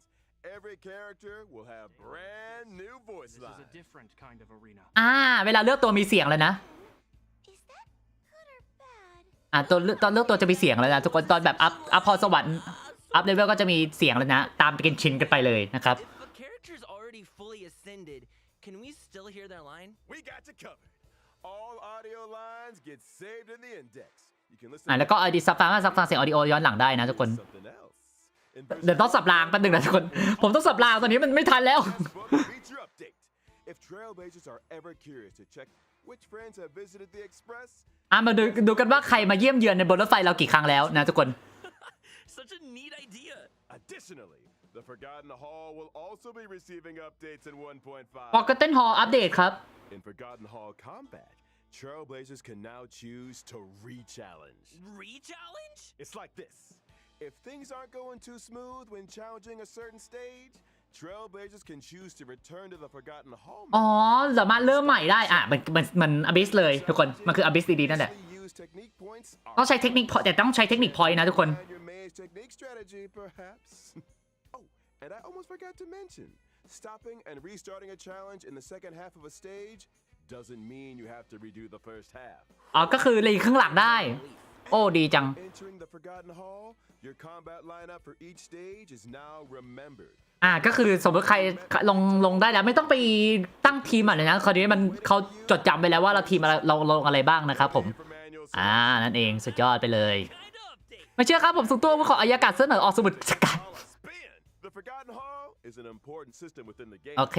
อีก5นาทีนะสำหรับตัวเกนชินนะครับ Stay tuned. คือตอนนี้ผมสลับรางไปต้องดูสลับกันไปสลับกันมานะทุกคนรอเป็นหนึ่งนะทุกคน Time for our final redemption code. รีเดมชั่นโค้ดสุดท้ายของสตาร์เร็วนะครับเตรียมตัวกันให้ดีนะทุกคนบอกเลยไม่ทันแล้ว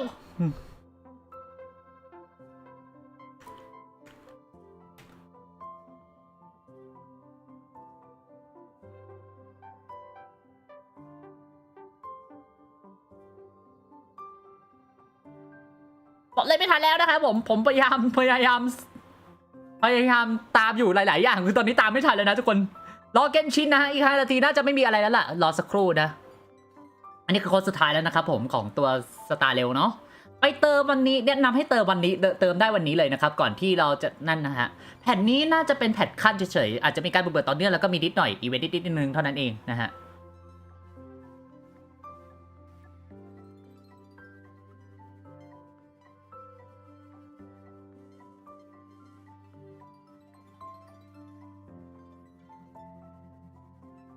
หมดโปรเซียนโจแล้วนะทุกคน รู้แต่ว่าพี่เดียวชอบ พี่ชอบแบบนี้มาก Hey folks, I'm back. Me too. Me three. โอเคใกล้น่าจะหมดแล้วล่ะเตรียมตัวไปไลฟ์กันชินเลยเนี่ยผมพร้อมรอสับรางแล้วเนี่ยทุกคน 1.5 Epa. special program. Aw, is it that time already? I was just getting หมดเวลาแล้วนะทุกคน Yes, Trailblazer. This owl is ready to flap. Aren't you forgetting something, Albert? เตรียมตัวแล้ว I'm pretty sure you didn't mention the thing. Thing? อะไรอีกอะอะไรอีกอะ That thing. Winky winky. Gift of Odyssey. เหมือนเดิมนะฮะยังมีโปรแจกฟรี1ตัวเหมือนเดิม แสดงว่าให้ตลอด ใจสตาร์เรล Check it อย่าลืมยับหรือเปล่า Heck yeah! Gotta love a check-in event. And that's not the only thing to love มี with version มีอะไรอีกอะ 1.5. Anything in today's IPM programs tickle your fancy, guys? You had me at ghost hunting squad. I am so ready for a ของมาเดี๋ยวก่อนนะทุกคนตอนนี้ผมสลับหน้าจออยู่นะฮะตอนนี้อีกประมาณ2 นาทีใกล้แล้วน่าจะจบพอดีนะทุกคนวางแผนไว้แล้ว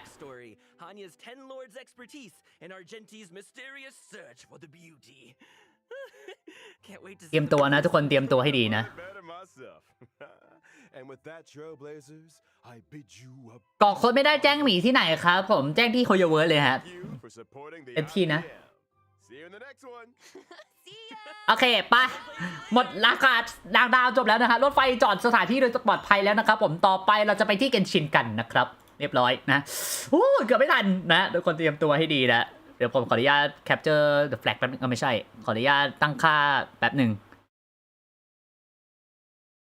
สักครู่ไหนวะหาก่อนอ้าวไม่มีเหรอ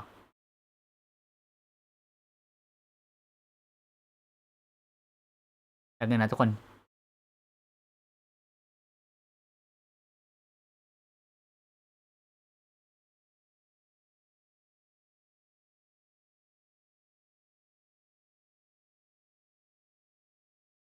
พอรถไฟลบเกนชินเป๊ปจะได้ใช้มุกเดิมได้ไม่ได้อย่าเสียเวลาชิบหายเลยอย่าขอร้องหนีไปพึ่งหนีไปอย่านะว่าแต่เสียงทวิตมันขึ้นหรือเปล่าเดี๋ยวขอดูไลฟ์ช่องอื่นดิขอแป๊บนึงนะขออนุญาตดูไลฟ์ช่องอื่นแป๊บนึงไม่ขึ้นฮะไม่เป็นไรทุกคนเปิดเสียง display capture ก็ได้อีก1 นาทีไม่รู้จะทันหรือเปล่า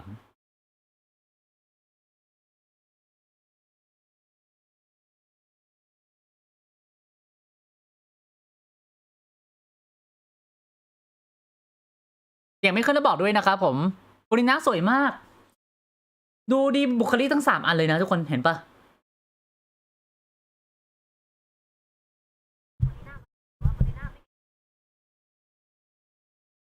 โอ้แต่หน้าปกสวยมากเลยอ่ะ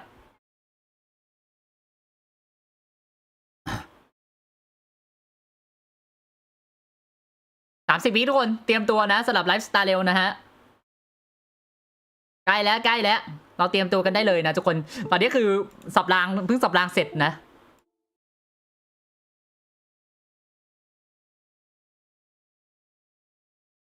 10 วิใกล้แล้วใจเย็นๆนะทุกคนเตรียมตัวให้ดีนะมันเหมือนมีเหมือนมีหลายบุคลิกในตัวเดียวกันนะเข้ามาแล้ว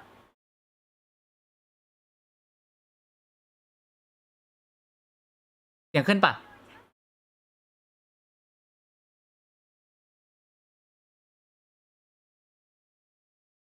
ไม่ขึ้นใช่ไหม At the bottom of this matter, no detail shall escape me. Yes, that sounds perfect. A god must be firm.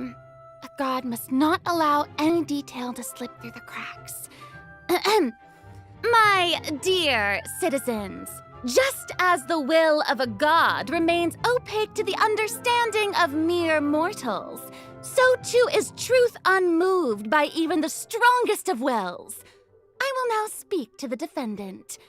If you honor the values of truth, justice, and divinity, then you are compelled to provide an accurate account of your actions. มาแล้วนะทุกคน Hey, อันนี้ that's คือ not ฟูริน่า bad. นะทุกคน Now what's next? It's so hard to predict how people are going to react. What should I say during the trial tomorrow? Lady Farina, อุ้ย what are you doing? โทษนะทุกคน It is only expected that I should remain informed of every trial and make the necessary preparations. Is there something that you needed? If you wish to seek an audience with me, then please make an appointment with Sir Intendant Shivamaran in advance. เสียงดังขึ้นแล้วเนาะโอเคไปดูไลฟ์ According to the judgment of the Oratrice Mechanique de Malice Cardinal, the Hydro Archon to be punished via the death sentence. อะไรอ่ะ You and I both know that there may be issues with the primordial sea. Everyone on the street who happened to be close to the water didn't have a chance to escape. As the water levels rose, they suddenly disappeared. น้องๆให้มันเป็นรังเหรอ Shouldn't gods be all powerful? What's done is done. Just trust in me. You're our มา cause. แล้วเซฟลิน่าเพลงมา Never mind whether you can truly convince yourself to or not. เฮ้ยน้อง The show begins. Ah. Shower me with praise. ให้น้องลำนน Let my name echo in song. ผมเพลงมา What's the news? แล้วก็ชาร์ลอตนะฮะผมแน่นอนนะ น้องถ่ายรูปมา Say cheese. Breaking news. I know you're not a local, but I'd avoid getting too close to any water. Navio. It's strange all the same. There's Navio. something ominous about it. เฮ้ยน้องเบียร์จะจมนะ Well, the water, I mean. The prophecy. Yes. What has been prophesied will be fulfilled.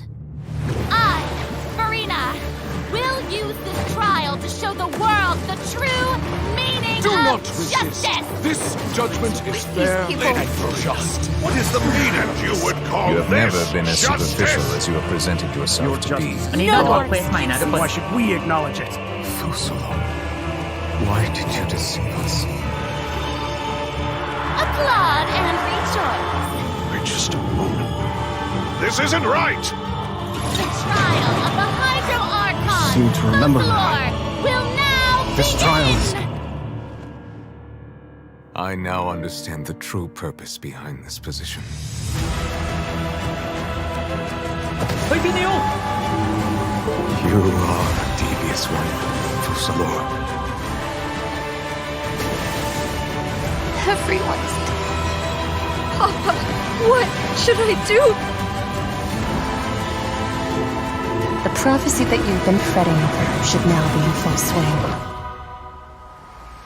เฮ้ยใครอะใครอะ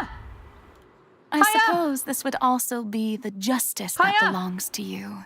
All will eventually Kaya! end in a magnificent and dramatic trial. Farewell, Nervalette. I hope you've enjoyed the part you played these 500 years. โอ้ยตึงอะอุ้ยตึงมากเลยอะอาจารย์ในชายเหรอคนแรกมาแล้วนะทุกคนเฮ้ยมันตึงแต่ตึงมากเลยอะทุกคนเฮ้ยเนื้อเรื่องตึงมาก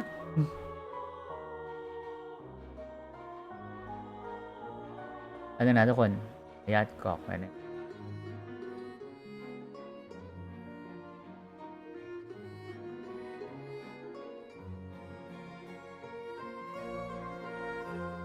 นะ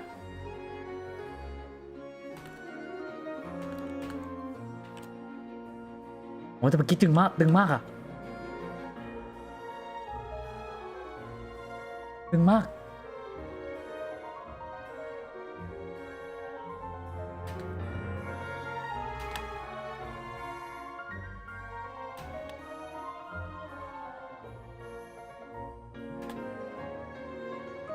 อันนี้นะทุกคน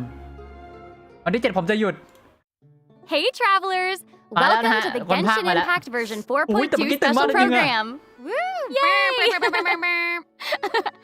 I'm Sarah Miller Cruz, the voice of the female traveler โอ้แต่ Lumine. จานมาไวเหมือน And กันนะ I'm เนี่ย joined ไม่รู้ว่า today จะมา by ไวเห two มือนกันเนี่ย guests อาจารย์ to สเกิร์ bring ตใช่ you ไหม the อาจารย์ใน latest ชายใช่ไหม news for the upcoming version. Okay, why don't you introduce yourselves? All right, yeah, sounds good. I'll แล้วก็ start. นี่คนภาค Hey ฟูริน่า everyone, นะครับผมแล้วก็คน I'm ภาคลูมี Amberly เนาะ Connors, ซา the ร่าเมล voice ครู of Farina, and I am super excited to be on this special program today. Travelers already met the Hydro Archon at the start of their journey in Fontaine. โอ้ยแต่ And เมื่อกี้เนื้อเรื่อง as แบ the บ story ตึงๆแบบ continues, ตึงจังหนับเลยอะ how ทุก will คน the special god Yes, avert theเลยอะ crisis foretold in the prophecy?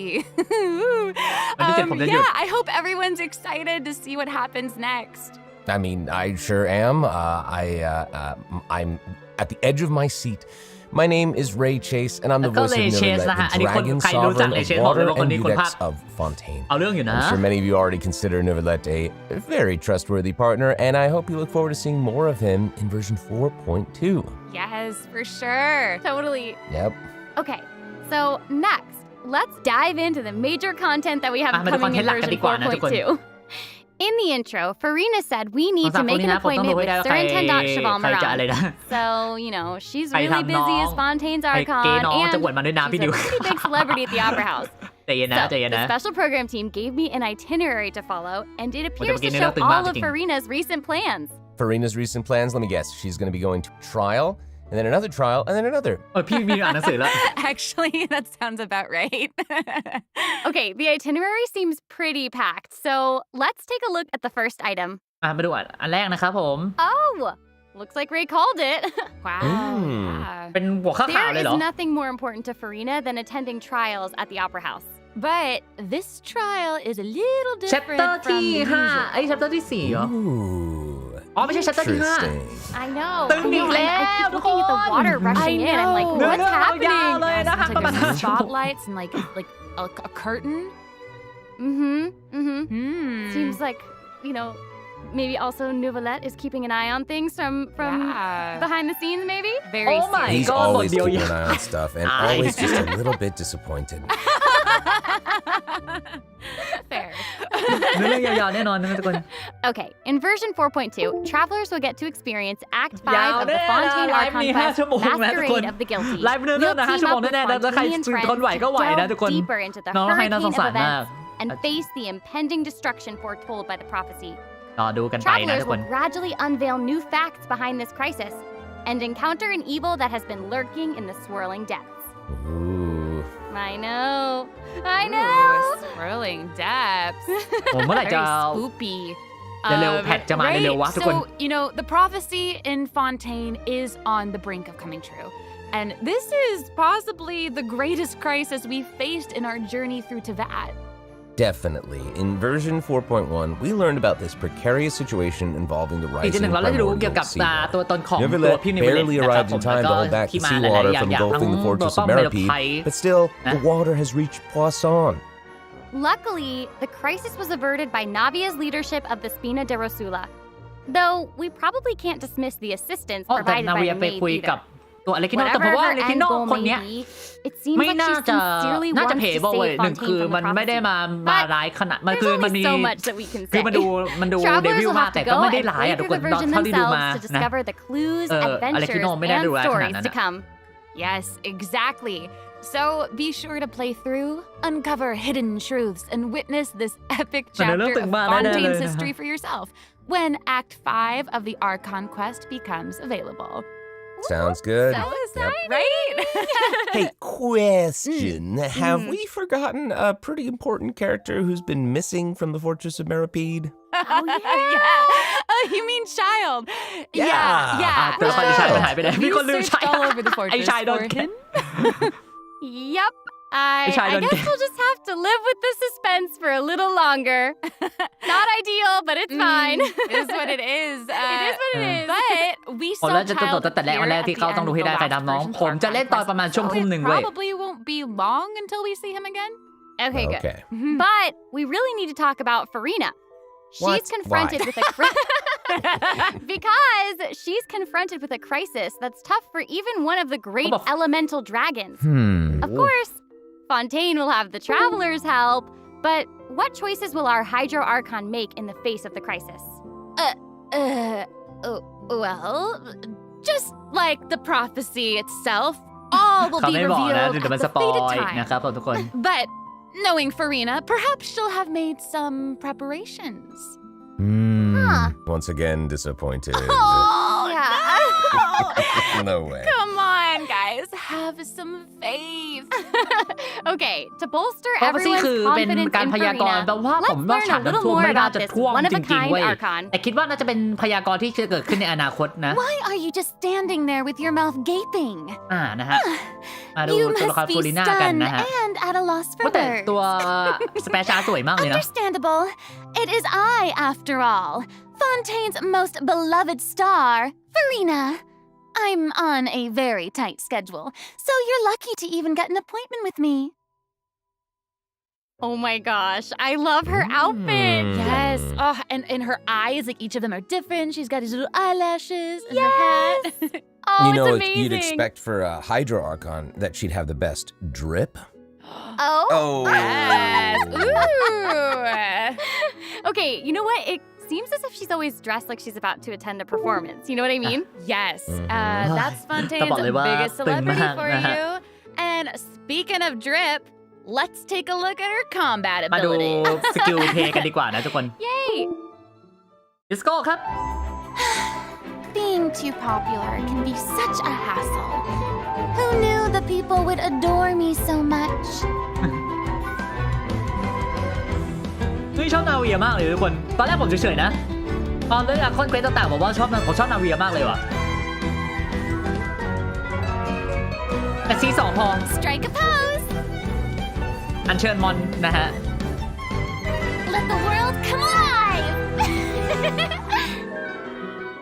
เมื่อกี้ชาร์ลอตถ่ายรูปด้วยนะทุกคน Whoa, that is Wow. so cool. Oh my gosh. Oh my gosh. I like the way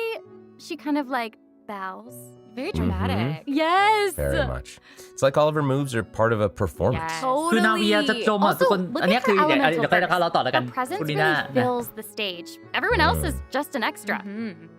Wait, so the creatures that Farina summons, they look a lot like the Fontimer aberrants that we've encountered before. There's a seahorse, a crab, an octopus, and they are all so cute. Yep. Oh, I love them. Me too. Oh my gosh, no, the octopus is even wearing a hat. What a น้องเขาใส่หม distinguished วก little ด้วยนะ gentleman. ปีที่แล้วมาช้าทำไมกว่านี้เราอกแตกตายแน่นอน They're a bit ยังไง different ก็ต้อง from Fontimer ผมว่าแผ่นต่อไปยังไงก็ไม่มีอะไรผิดพลาดหรอกถ้าเกิดไม่มีใครเกิดปัญหาระดับสำคัญระดับประเทศอะไรอย่างเงี้ยผมว่าไม่น่ามีปัญหาหรอก อันนี้เป็นเหตุสุดวิสัยจริงๆเว้ย Yes, exactly. So, Farina often invites guests to her tea party, which is known as the Salon Solitaire. And those creatures are actually special guests แล้ว of เป็ the นสายแซล Salon มอนด้วยนะทุกคนดูแซลมอนเป็นสายแซลมอนจริงๆเลยนะ And she even gave each member a name. Oh my gosh. เขาให้ชื่อแต่ละตัวด้วยนะตัวแซลมอน You've ต่างๆนะ got the maid, Mademoiselle ไม่ได้มาแซล Crabaletta. แล้วก็ชื่อต่างๆด้วยเหรอ They're the best. The crab, the one that's a crab, I assume. Absolutely. Okay. Yes. And then you've got the housekeeper, Sir Intendant Chevalmeron. Ah, there you ก็ต้องรอดูกันไปเนาะทุกคนว่าจะเป็น And ยังไงบ้าง the นะ conferencier, Gentilhomme Usher. เนี่ยมีทุกคนเห็นไหมไอตัวแซลมอนอ่ะมีตัวใส่หมวกด้วยนะที่อยู่ตรงนี้ Oh, okay. So when Farina said to make an appointment with Sir Intendant Chevalmeron, this is who she was referring to? Yes. Oh my god. Wow. I didn't know it was so cute. Exactly. Farina even makes him spew bubbles in her idol แล้วก็ animation. ปล่อยฟองสบู่นะทุกคน Oh my gosh. เหมือนตุ๊กตา That's adorable. เหมือนของแอมเบอร์เลย Okay, อ่ะ I'm sure Amber everyone is Mikata, just yeah. itching to know more about the skills shown in that clip. So, Amber, why don't you take it away? Tell us everything. Yes, you got it. มาดูความสามารถนะครับผม So, Farina is a Hydro Sword user. Okay. ก็ She usually defaults to an Usia Arca alignment in ผม combat. เห็นว่าเขาตีเป็น When ฟู in เซีย this เป็น state, ตี her เป็ elemental น skill invites the three คิวอี members นะคะ of จะเป็น the การ Salon เชิญซัมมอน Solitaire, นะคะมอน3ตัวนั่นเองนะครับผมใน Sir ใน Intendant เพอร์ฟอร์แมนซ์ของตัวเองนะครับผม Chevalmeron and Gentilhomme ซึ่งสามารถ Usher ซัมม to อน the ซาลอน stage. เมมเบอร์นะ I love อูเซีย it. It's so หรือ cute. เป็นนักร้องเห็นมินิออเตอร์ And, นะครับ you know, ฮิวมา these, นะครับผมเป็นศักดิ์ศา salon กับวิญญาณนั่นเอง members will นะ attack nearby opponents, prioritizing the target ก็ of อยู่กับ the สถานะของ active ตัว character. ฟูลิน่าเองเลยนะ Ooh. คือสามารถเปลี่ยนสถานะได้นะครับโดยการกดชาร์จแท็กเพื่อเปลี่ยนร่างนะ เพื่อเปลี่ยนสถานะนั่นเองนะฮะ Okay, I was listening. ถ้าเป็นสถานะ to all ไอ that, but ตัว at the very ซาลอน top, เมม you เบอร์ said นะครับ that อู she เซียมันจะเป็น usually การ defaults ช่วย to an ซัพพอร์ต Usia ดาเมจ Arca ในข alignment. ณะที่ซิงเกิล So มินิวอเตอ she ร์ has จะเป็นการ more than one alignment? ถ้าผมจำไม่ผิดนะ Exactly. มันจะเป็นการเปลี่ยนเป็นมอนตัวเดียว Farina's charged แต่จะเป็น attack การซัพ not พอร์ต only เดียว deals เห็นไหมฮะ physical damage, but also allows her to switch between Usia and Numa Arca คือสลับ alignments. ได้ทั้ง Whoa. แปดน้ำแปด Based น้ำ on แบบ what we just ที saw, ๆทุ it กคน seems like her Arca alignment has an effect on her other skills as well. Yes, เนี่ยแล้ว sure เปลี่ยนสถานะ does. เป็นฮิว Farina's สลับกัน elemental ไปนะ skill changes depending on whether she is aligned with Usia or Numa. นี่ครับ That's cool. ติ It's เปลี่ยนได้ super จะเป็น cool. สายซับเดเมจหรือจะเป็นสาย After ฮิวก็ได้นะ Farina uses her charged attack แต่ to ชาร์จ switch แท็ก to เพื่อ a เปลี่ยนส Numa แตนนะฮะ Arca alignment, her elemental skill summons the Singer of Many Waters to provide healing to nearby party members. เปลี่ยนชุดมันจะเปลี่ยนด้วยอ่ะเปลี่ยน The ตามธา summons ตุของ created เปลี่ย by นตามสถานะ Furina's ของตัวน้อง elemental อย่างเงี้ย skill นะครับ will remain on the field for a period of time even เนี่ยเปลี่ยน after ผมสั้นผม Furina ยาว is อย่างที่ทุก switched คนเห็นนั่นแหละ out. Furina's elemental burst deals damage to surrounding opponents. And when the party member's HP increases or decreases, เมื่อเลือดตัวละคร Furina เพิ่ม will ขึ้นหรือลดลง accumulate นะครับผม fanfare point. และฟอริน่าจะได้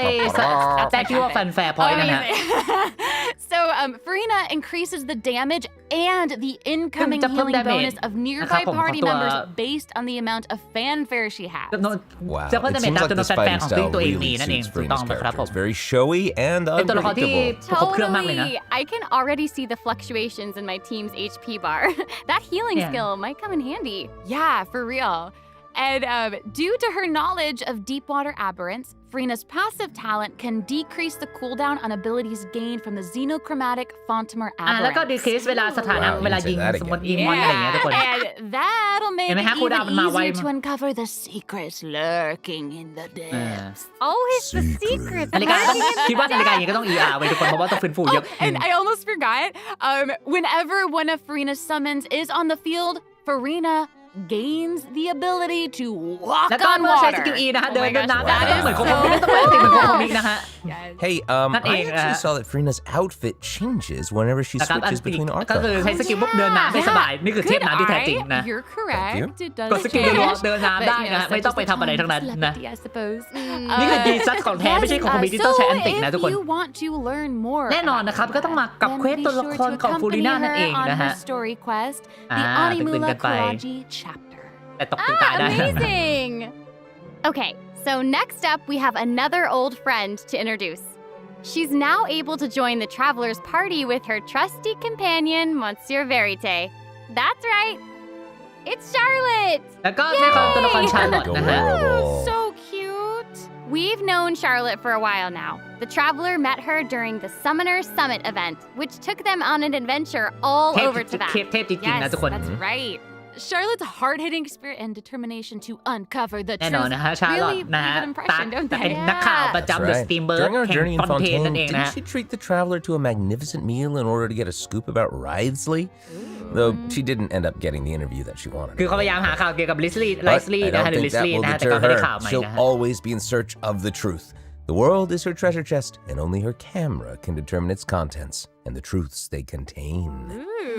Speaking of her camera, Monsieur Verite just so เป็นนัก happens ข่า to ว be เนี่ย her เรารู้กัน greatest อยู่แล้วตั้งแต่ assistant ใครเล่น and แพทซัมเจ็ด companion. ก็จะรู้นะ They're ฮะว่า friends. น้องชาร์ลอต Charlotte's มา talent แล้ว for นะฮะ photography is มาใน truly อีเวนต์อีเวนต์ตี remarkable. การ์ No ด matter the ทุกคน subject or setting, her นะ photos เขา somehow introduce ไว้ตอนนั้นเลย always capture an unparalleled sense of artistry. The peerless Monsieur Verite turns her photos into eye-catching mementos. In fact, many Fontanians even cut the prints out of the newspaper and keep them as clippings. Oh, that's so cool. And เอาจริงน้องเขาชุดโป๊มากเลยนะถ้า so สังเกตดีๆนะทุกคน even has its own little hat and tie. คือมันก็ดูไม่มันดูจะไม่โป๊นะ Charlotte แต่โป๊ actually นะเอาดูจริง commissioned both of those คุณ items ต้องดู from ข้างหลัง Fiore. น้องเว้ยแผ่นหลัง She even commissioned Monsieur Verite's accessories in several different styles to match different interview settings. Isn't that cute? Wow, that is pretty thoughtful.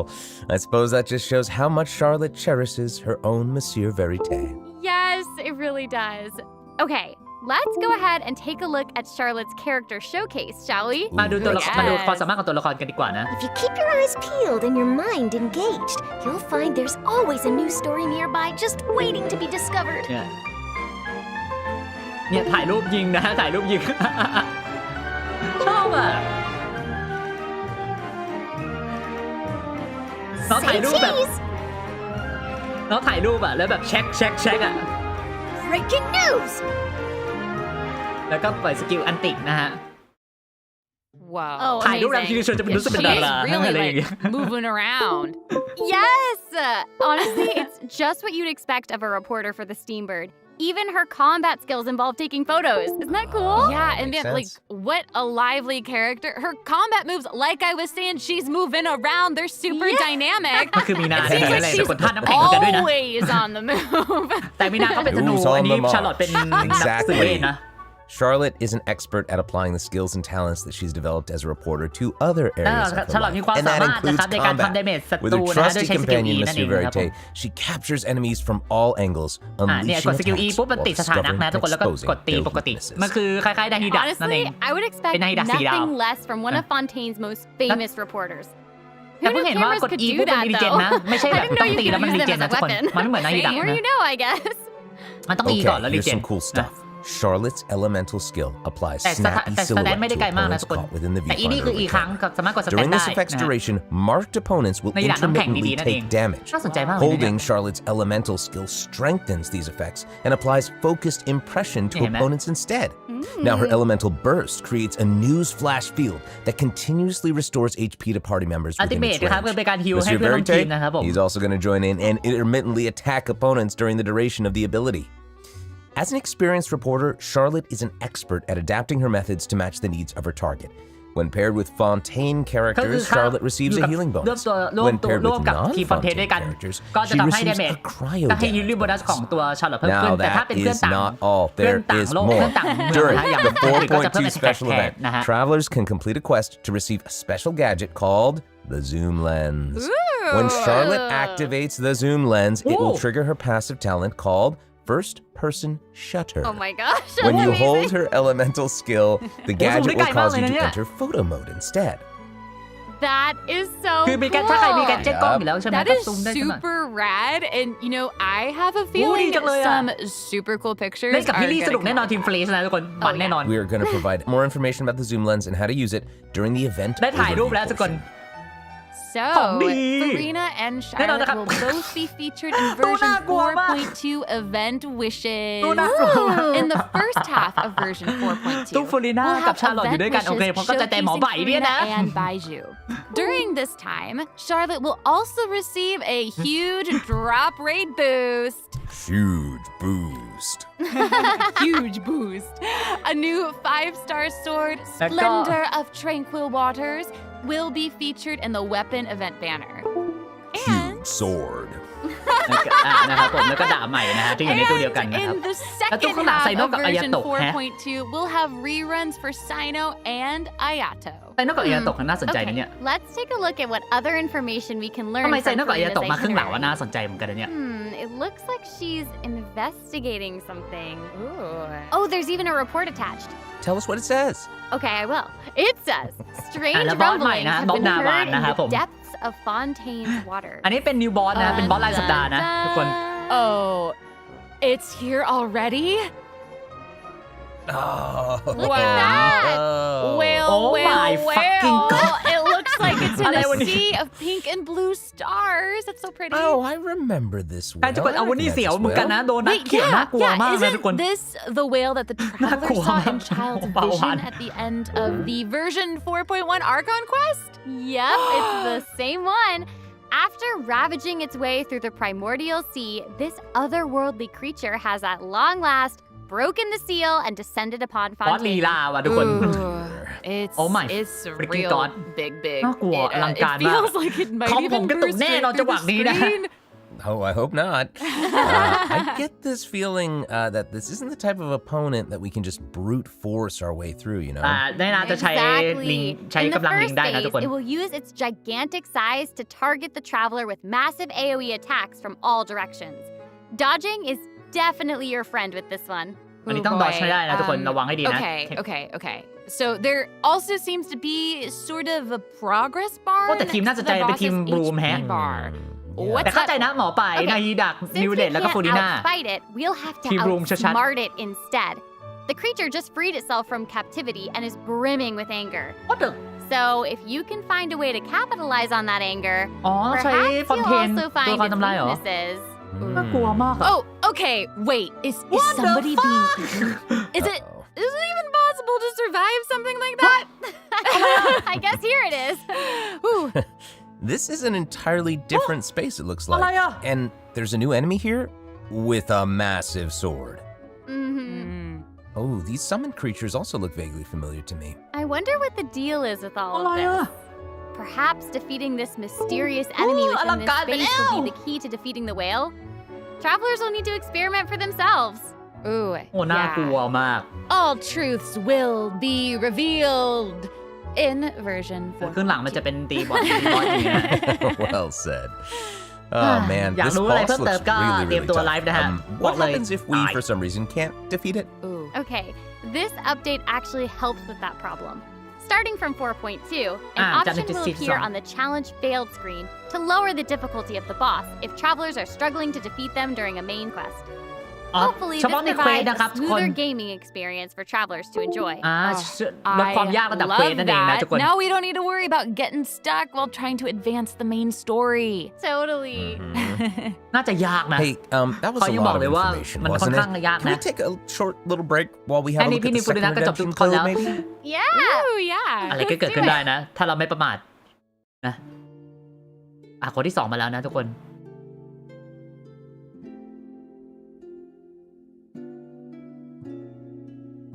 เดี๋ยวขออนุญาตแปะโค้ดแป๊บนึงแต่เมื่อกี้แบบ อะไรไม่รู้ทุกคน โอ้โหอลังการมากอะ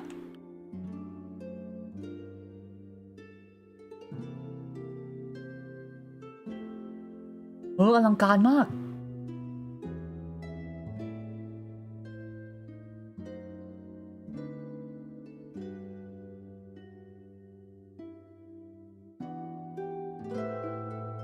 เองไม่ยอมลดหรอก คือถ้าลดเอาง่ายทุกคนถ้าลดระดับความยากคุณจะบอกว่าคุณอ่อนแอเกินไปเว้ย มันเปื้อนระดับอีซี่หมดคุณแปลว่าคุณแบบ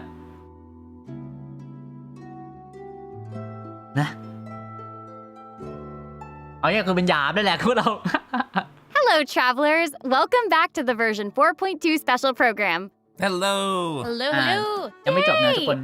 So, we've introduced new characters, new plot lines, and a new boss. But I hope you're still eager for new content, travelers, because there's still more to come. มีเยอะ Let's มาก take นะ a ทุก look คน at what other information we can learn from Farina's itinerary. ต่อไปนะฮะ Okay, นักข่าว aside ต่อไป from investigating crises, it seems like our Hydro Archon also goes on occasional excursions throughout ไม่เคยบักอาหาร Fontaine. เลยนะทุกคน Who knew she did all this work behind the scenes?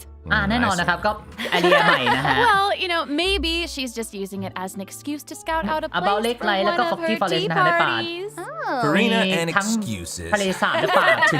ป่าหมอกนะ แล้วก็จะมี Hey, ทะ it เล seems เท like เล the สเท places รียลแล้ว Farina ก็ has chosen to หอ visit คอย this ฟัตตัม time เลสนะฮะ feature some peculiar landscape. มาแล้วแกชินอภิมหาขนาดนี้รอบนี้ Yeah, it แหม่แผน looks อาร์ like คอนน่ะ Farina is in ก็ต้องให้มันอลังการหน่อยสิทุก Aranea's คน forest on the east side of Fontaine. โมเควสตึง And that's right behind the Opera House. What a cool ๆ แต่เป็นแบบที่เราเคย place. น่าจะเห็นแล้วนะทุกคน Although แต่แค่เราอาจจะไม่ได้ It does เข้าไป kind ถึ of ง look ข like นาด it เอง could be hiding some secrets. Definitely wouldn't be a video game if there weren't secrets. Oh, Things yeah. are definitely not what they seem here. For example, strange things have been happening with the water veins around Loch Uranea. ไอ้สาย As you น้ำ can ที่มันล็อกอ see, ยู่ตรงนี้มัน a คืออะไร strong windstorm has gathered around the vortex rising from the middle of the lake. It's almost like it's preventing certain things from getting closer and forcibly pushing other things away. อันนี้น่าจะเป็น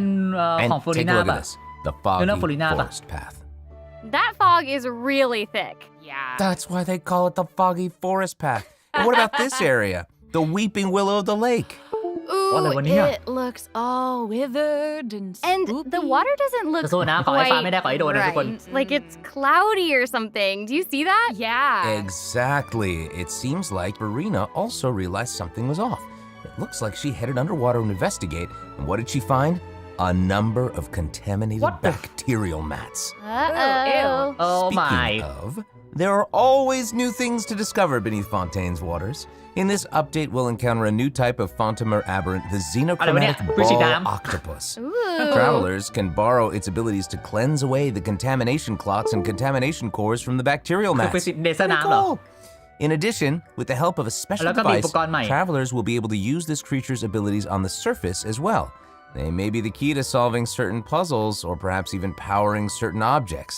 But we'll leave that for you to discover. Ooh. To learn แต่มัน more ไม่ใช่ about แบ the บปืน story ฉีด behind the น้ำ new ปุ่งๆนะมันคือ Araneas ปืน Forest ฉีดน้ region, be sure to check out the version 4.2 World แต่มัน Quest เป็นจี called น้ำนะทุกคน The Wild เออ Fairy of ำมัน Araneas. ก็คือมินิไฮโดร Give you ปั๊ a ม hint. เล็กๆนะฮะ Melazines แต่ are ไม่ได้ใช้พลังแบบ involved. ของพี่นิวนะไม่ใช่นะมันคือเป็นพลังแยกออกมา Melazines. Oh, then it would certainly be a world quest that you won't want โปร to เควสเมโล skip. ซีนเหรอ To the south of Araneas Forest, you'll find the Mort region. โอ้ยอยู่ด้านเกือบดง A singular tower stands tall above an แล้วก็หอคอย island ที่ in อ the ยู่ด้าน middle บ of น the ตรงนี้ sea. นะฮะ Perhaps it's also guarding some unspeakable secrets. Ooh. Actually, it looks like that's the very next stop on Farina's itinerary. โอ้ยสวยมากเลยอะ Let's go check it out. Okay, I bet a bunch of travelers noticed this tower since they've arrived in Fontaine. I'm so excited that แก we นเคว finally ส get นะ to ทุก check คน it out. รู้สึกจะเป็นแกนเควสของโปรเควสนะฮะเพราะฉะนั้นยาวๆกันไปแน่นอน In นะฮะ version มาจริงแล้วสินะพี่ชาร์ลอต 4.2, the ชาร์ลอตมาแล้วครับ sealed ruined ชาร์ลอตมาแล้ว tower is เนาะ the focus of เอ a อ quest series called Search in the Algae Sea. ชาร์ลอตมาในแพทครึ่งแรกเลยนะครับผม And after unlocking 4 seals along its perimeter, the tower and its long buried ขอ secrets คอย will นะ be ซีซันคุณแน่ๆทุกคน unveiled to us. คิดว่าน่าจะ Oh, ใช่นะ amazing! Okay, it would feel great to finally demystify all the secrets ตึงๆอะตอน churning เนี้ย under the seemingly calm waters. Yes, I want answers. I Same. also we all want answers. I also heard this quest has something to do with the primordial sea. It เกี่ยว seems กับ like ทะ there's เล a บาปะการ very นะทุกคน important and very ancient story behind it all. That is very right. New stories are always unfolding in Fontaine, whether above water or below. And this is not limited to the 2 new regions in this update. The prophesied earthquake woke up new แน่ life นอน forms นะ in ฮะบอ other สอัพ places. ตัวละคร where ของโพลิ destinies นาแน่นอน could นะฮะอันนี้ไม่ต้องสงสัย Oh, destinies! Destinies! In certain underwater cave, a new life form is waking up. มินิบอส It เป็ has นบอส greater and บอส more บอส diverse ประจำ powers of บอสอัพตัวละ transformation คร while นะ in ทุกคน combat. So don't let your guard down, travelers. โอ้อลังการจังวะ And some places still seem to tell the stories of events long past, no matter how long they've been abandoned. So, in this update, travelers can also look forward to the climax of the Narcissan Croix's adventure quest Mariano. line that was introduced over the last 2 versions. And there might even be an unexpected surprise waiting at ของ the บ้านแอน end. เหรอบ้านของแอน A อะ surprise! ไม่ได้แอนนะทุกคน I can't wait to see what it is. Same. All right, Oh, there's but a Shana. lot to discover in the new areas of the map. But Farina's itinerary doesn't stop there. Oh, wait. It looks like she's arranged to spend some time with her subjects. Aw. Farina is Wow. pretty personable. Who's to say? She might even make an appearance at the events taking place in Fontaine. Speaking Wow. of, let's move on to the event portion. Whoop, whoop. กดจบ All แน่นอนนะ right. ทุกคน The Fontaine Fishing Association has recently posted a commission to นะคะ investigate เป็น the อีเวนต์แรกนะ rumors ครับ of water imps near Galaxy Araneas Fantastic Island. Adventure การผจญภัย Ooh, ของ another Galaxy Fantastic นะฮะ investigation. ก็ถ้าเกิดทำอีเวนต์นี้ก็จะได้ Feminine ฟรีๆไป Feminine หนึ่งตัว seems นะ to ทุก be คน involved. That little clockwork แจก penguin Feminine next ฟรีห to นึ่ง him ตัว must นั่นเอง be นะ one of his other แต่ว่า companions. อีเวนต์นี้เกี่ยวกับ Feminine แน่นอน But นะฮะ it doesn't look like pear. Actually, its name is Thelxie. The name comes from a Fontanian fairy tale that describes a terrifying creature that lives underwater. Adults would use the story to keep children away from the shore. As the story มาดูกัน goes, ว่าอีเวนต์จะทำอะไรกันบ้าง children นะ who ทุกคน play by the water are food for Thelxie to devour. Ooh, Jeepers. yeah, for real. Well, children must be เฮ้ย pretty นะทุกคน afraid of 4.2 มาวัน that พุธนะ creature. I know, right? It does seem a little unusual for Fremenade to give this little penguin a name like that. There must be some other reason. Wait, hey, does this event also have something to do with this clockwork penguin? Absolutely. In this event, we'll be helping Fremine make some improvements to this little clockwork เขาบอกว่า penguin. จะทำเกี่ยวกับ There will be a จักร total กล of ของเพน 3 กวิน main นะทุกคน stages to ช่วย the เฟมิเนต event. ทำจักรกลเพน As กวิ for น the first นะฮะ stage, we'll Ui, sủa repair the chăng hả? penguin by fixing its circuits and reconnecting the motherboard. กี่วันเนี่ย In return, 6 วัน the ใช่ little ไหม guy will help us out on our โอเค journey. ก็เดี๋ยวรอ I วัน love กันนะ that. ทุกคน As our journey progresses, we'll collect เฮ้ยน่า colorful รักเหมือน shells, ในนี่อะ corals, เหมือน and ข other องใน items which ต can ลา be ด used to ตลาด outfit our little friend with เหมื weapons อนของ and ตลาดนี่ equipment. เนี่ยทุกคนคล้าย Which ๆต brings ลา us ด to the second stage of the ตา event, เร็วอ่ะ using an echoing conch to search underwater and find the items that ต we ลาด need ออ for รัม the นะทุกคน And, you know, what, แล้วก็มี what เควสอื่น happens if we run into certain speed bumps on our adventure? You know, like monsters, puzzles, and all that jazz. Well, it seems like the perfect opportunity for our little penguin buddy to shine. อ๋อเพนกวินจะช่วย Exactly. เฉิดฉาย In the นะ third stage of the event, the Yay. clockwork penguin will That's help a us penguin. defeat monsters lurking around a specific domain and obtain any treasures that they may be guarding. Of course, The Clockwork Penguin will provide different buffs in each battle to help travelers emerge victorious. Now, as for the story behind these battles, travelers will just have to find out for themselves. Let's see. After helping the penguin, the next item on the itinerary is... Oh, the cute little fungi are เอาเป็น back. ปินมาอุ้ยน้องเป็นปินมาช่วยตี Hania, a friend we met in Sumeru, has arrived in Fontaine to promote Hania ก็ Little มา Fungi's น้องปันใจ fantastic กลับมาอีกแล้วเหรอ fiesta. ครับ Oh, and speaking of fun, guys, น้องกลับมาอีกแล้ว I think I recognize some familiar faces. Bongo Head, it's time to น้อง shine. กลับมาอีกแล้ว Yay! Travelers may notice some differences in this update's fungi event. Aside from taking place in Fontaine, the gameplay has also been optimized. Previously, we led the little fungi in battle against Mechanici. This time, we'll have the opportunity to challenge a whole host of powerful monsters. Awesome. Travelers will be able to command a variety of fungi, adjusting their movement to target different enemies. And don't forget to use marvelous gels to instruct the little fungi to unleash powerful skills. Yeah! Travelers will hopefully enjoy playing with the fungi more than ever. Here's hoping. We actually have a little note here to pass along from our developer friends. It's the note someone folding. Well, they hope to make the little fungi and some other events permanent so travelers can play at any time. The team feels that the current design doesn't adequately sustain long-term gameplay. So, they're going to continue iterating, optimizing, and improving this event while also working hard to develop interesting content that is relevant to the overall game. Thanks, devs. Yeah, thanks! All right. แล้วก็ได้เจม Okay, แล้วก็ let's take a look at what else Farina's itinerary has in store. Oh, it's the Graph Adversarial Technology Experiment Log. I'm more than ready to fight some adversaries. Let me at 'em! เราได้ซูมเลนพิเศษเลยเหรอ I wish I could, but it doesn't actually involve fighting. A researcher obsessed with graph adversarial technology has made great contributions to the study of counter-criminal image recognition. She believes that her research can help her achieve great success. But her scholarly responsibilities make it difficult for her to collect the field งานวิ samples จัย that แต่ she เขาแจกเล needs. นส์ซูมนะทุกคนน่าสนใจมากเลยนะ I'm guessing this is where the traveler comes in. Okay, you're not wrong. But Pauline's request is actually pretty reasonable. To receive rewards, simply submit photographs of 5 different sample types that match the มันคือถ่ายรูป characteristic ค that's ล้ายๆถ่ายรูป given on ดี each ๆนั่นเอง day. นะทุกคน Sounds simple enough. You can also exchange อ๋อ these มันมาอีกแล้ว samples นะทุก with คน your ถ่ายรูป friends. ไม่ได้เจออย่างนี้ You นาน might มา be กเลย able นะ to ถ่ายรูปอย่างนี้ find นานมากเลย useful นะ references for the samples that you need to collect in the adventure archive. At the end of the quest, travelers will receive a special gift from Pauline. Ooh. That's right. It's the zoom lens we mentioned during Charlotte's character introduction. Oh, how fun. To use it, just equip the camera and activate the zoom lens in your inventory. The zoom lens can be attached to all cameras obtained in the game up to this point. When equipped with other characters, the zoom lens won't be able to be used in combat, but if you switch to Charlotte and hold her elemental skill, you'll be able to snap pics with zoom lens even while fighting. You can even use it in domains. ต้องให้กับชาลอตด้วยนะ ถ้าติดเซน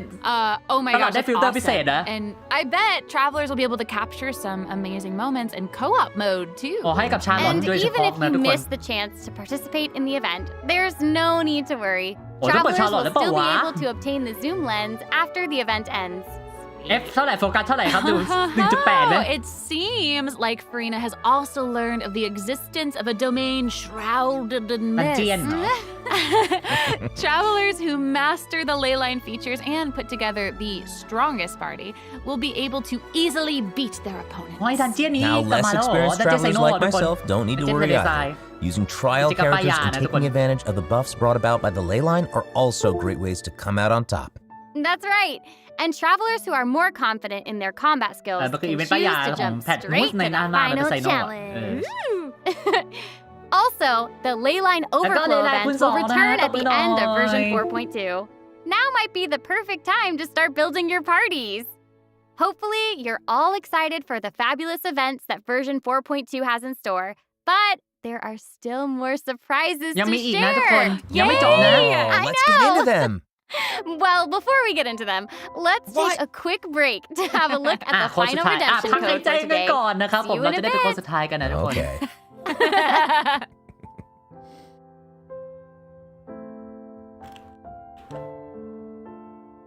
มาโค้ดสุดท้ายแล้วนะครับผม อย่าลืมไปกรอกโค้ดด้วยนะ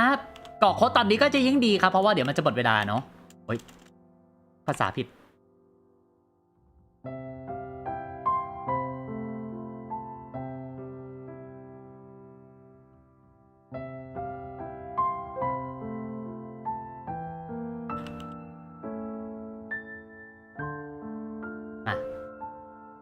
โค้ดสุดท้ายแล้วนะครับผมต้องมีอะไรเซอร์ไพรส์แล้วเปล่าวะแพท 4.2 อ่ะบอกว่ามันไม่จบแค่นี้หรอก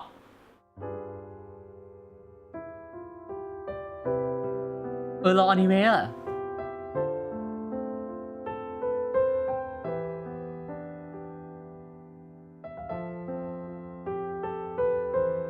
มาใกล้แล้วไหนดูดิ Welcome back, travelers! Okay, I just took a look at Lady Farina's itinerary, and it seems we've actually reached the end. Aww, I know. So we've submitted our appointment request to Surintendant Cheval Moran. While we're waiting to hear back, let's see what system optimizations we have for the upcoming version. Let's get into it. Okay, so first up is the Quick Challenge feature for weekly bosses. แน่นอนนะครับ New players or Quickly players who นะครับผม prefer to spend their time exploring may have yet to unlock certain weekly bosses. And ก็ it's คือสามารถ difficult ปล to ดล็อก raise บอ new สได้เลย characters นะ when ฮะ you ผม can't เป็นการท้า access ทาย the ได้ boss ทันทีโดย drops ไม่ต้องไป needed เล่น to เนื้อเรื่อง ascend a นะ certain character. Totally. True. In version 4.2, travelers who are at adventure rank 40 or above will have the option to quick challenge a weekly boss by navigating to the Trounce domain section of the adventure handbook. ปั้นไอ้แพสซีฟ All มันไม่ทั weekly นด้วย bosses ปั้ will น be ตัว available ทาเล to นไม่ทัน challenge ก็สามารถ except Storm Terror and the Wolf ลุ of ย the ได้เลยเต็ม North. ที่นะครับผมไม่ต้องไปลุย Yeah, กับ now we don't have to ไม่ต้อง wait ไป to เล่นเนื้อเรื่อง advance เนาะ the story before we can level up a อัน new นี้ดีอันนี้ดี character's อันนี้ดี talents and skills. ไม่ต้องลองเควสแล้วนะทุกคน Exactly. Also, we're introducing an update to Genius Invocation TCG. TCG อัปเดต In นะ version 4.2, 3 new character cards and 5 new น้อง action นิ cards โล will be ไป added. น้องนิ There โล will also be โอ้ an Accelerate นิโล Duel หมอไปแล้ว feature, ก็โด which ริ will เหรอ provide a smoother gaming experience.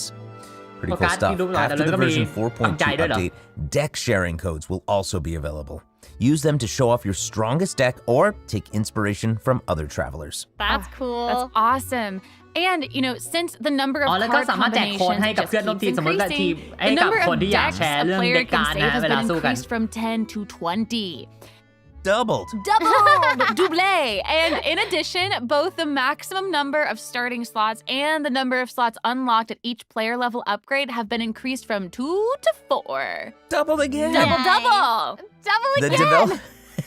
The developers have also made a number of optimizations to the Genius Invocation เพิ่ม TCG จำนวน interface. การ์ดเป็นจาก Heated 2เป็น Battle 4นะ Mode ทุกคน and the Forge Realms Temper Endless Swarm ก็ปกติ will มันสแต็กมันจะ also ไม่ได้2ใช่ไหม return แต่ in มันสามารถเป็น version 4นะ 4.2. Ooh. And that in kind of guy addition to the นะครับผม updates made to Genius Invocation TCG, returning travelers will enjoy ample login rewards อันนี้ and คือกับผู้เล่นที่กลับ exploration มาเล่น guidance นะฮะทุกคน courtesy of the Genshin Impact Project team. May those returning to Devat have a happy reunion. Aw, that's nice. Yeah. Plus, a new story key privilege has also been added so that returning travelers can enjoy new story quests and hangout events. Amazing! Red notification dots have also been optimized. Notifications that have already been cleared will no longer reappear when logging in on a different platform. Yo. Quest optimizations will also be available in version 4.2. The first one pertains to unlocking story quests. โอ้ดีจัง Travelers will now get to choose whether to accept a story quest after unlocking it. Whoa, nice. โอ้ดีจังเลย And hopefully, travelers won't be overwhelmed by a sudden influx of quests anymore. The update has also made notifications about prerequisite quests even clearer, making it easier for players to proceed to certain content. That's awesome. Okay, great. Oh, and it seems like that's all we have for the latest version update. จบแล้ว I นะ guess ทุกค that น means it's time for the 4.2 special program to come to a close. Oh, I know. Well, there's so much exciting stuff happening, and I know personally, aside from โอ all เค the แล้วนะทุกคนถือว่าแพท intrigue ตึง around ๆเย the อะๆมาก story and characters, I'm personally very jazzed for the Fun Guy events. Yes, how can you not be? They keep on adding so much cool stuff to this game. For me, I love the idea of the combat camera. But for me and Monsieur Novella, อันนี้ไม่อาจจะต้องรอไป we ก่อน are นะทุก here คน for the อย่าเพิ่งหวัง melody. อนิเมะเยอะทุกคนนะอนิเมะก็รอไป Well, this has been so much fun with both of you. I'm really grateful we could all be here today together. And honestly, I'm just really glad that we're going to get to see how all these mysteries unfold. And maybe, I don't know, maybe it'll have a nice ending in 4.2. We'll have to see. But that's it for the version 4.2 special program. Thank you so much, everybody, and see you all in game. Bye. Toodaloo. อ๋อ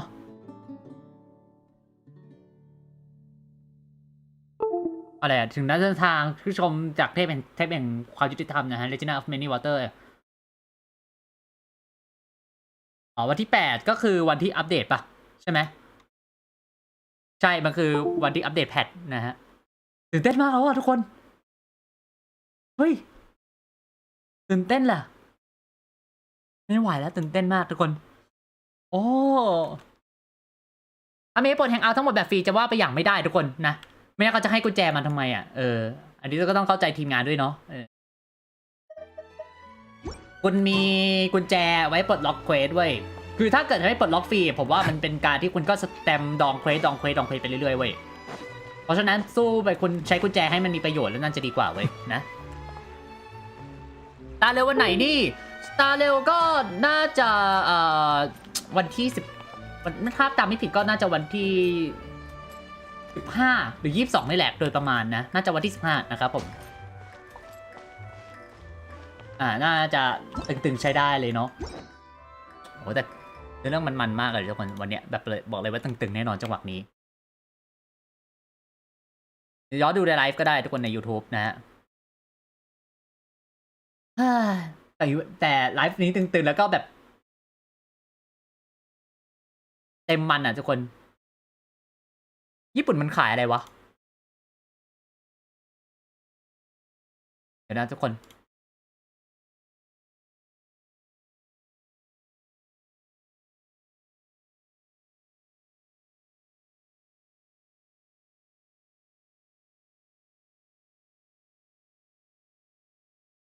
ญี่ปุ่นยังไม่ได้ขายอะไรเลยนี่ทุกคนนะก็รอไปก่อนแต่ในเรื่องตั้งตึงหนักมากมีทั้ง World Quest ทั้งโน่นนี่นั่นอะไรอย่างงู้นอย่างนี้ทุกคนบอกเลยว่าตายนะไปถึงเรานี่แหละจะตายแล้วนะฮะของมันเยอะมากแทบจะไม่ได้ทำอะไรเลยนะฮะพอใครลองเควสก็ขอให้โชคดีนะคุณฟาร์มเพชรไม่ทันแน่นอนจะเล่าเกนชินก่อนสตาร์เรลทีหลังถูกต้องครับผมแต่ทำไมสตาร์เรลไม่คอลแลบกับร้านอาหารแล้วสตาร์เรลก็คอลแลบแล้วนะโคโกโร่คัตสึไงโคโกโร่คัตสึไงครับผมไอ้ที่ยังคอลแลบกันในสยามทุกคนแต่เย็นจะคอลแลบทุกแผ่นก็ไม่ได้นะทุกคนก็ต้องให้พักหายใจกันบ้างนะทุกคนเข้าใจแหละอยากกินตังค์อยากหิวตังค์เหมือนกันแต่ก็ต้องนั่นแหละรอไปก่อนของไทยยังมีอีเวนต์คอลแลบกับไอโคโกโร่คัตสึกับตัวชิคเก้นไอร้านชิคเก้นนะครับผมที่ยังขายด้านเถิดกับมีนาอยู่นะใครยังไปอีเวนต์ก็ไม่รู้วันนี้มันจะถ่ายหรือเปล่าไม่แน่ใจก็ต้องไปดูจริงๆนะแต่เขาตัดฉากได้โหดมากเลยนะจริงๆ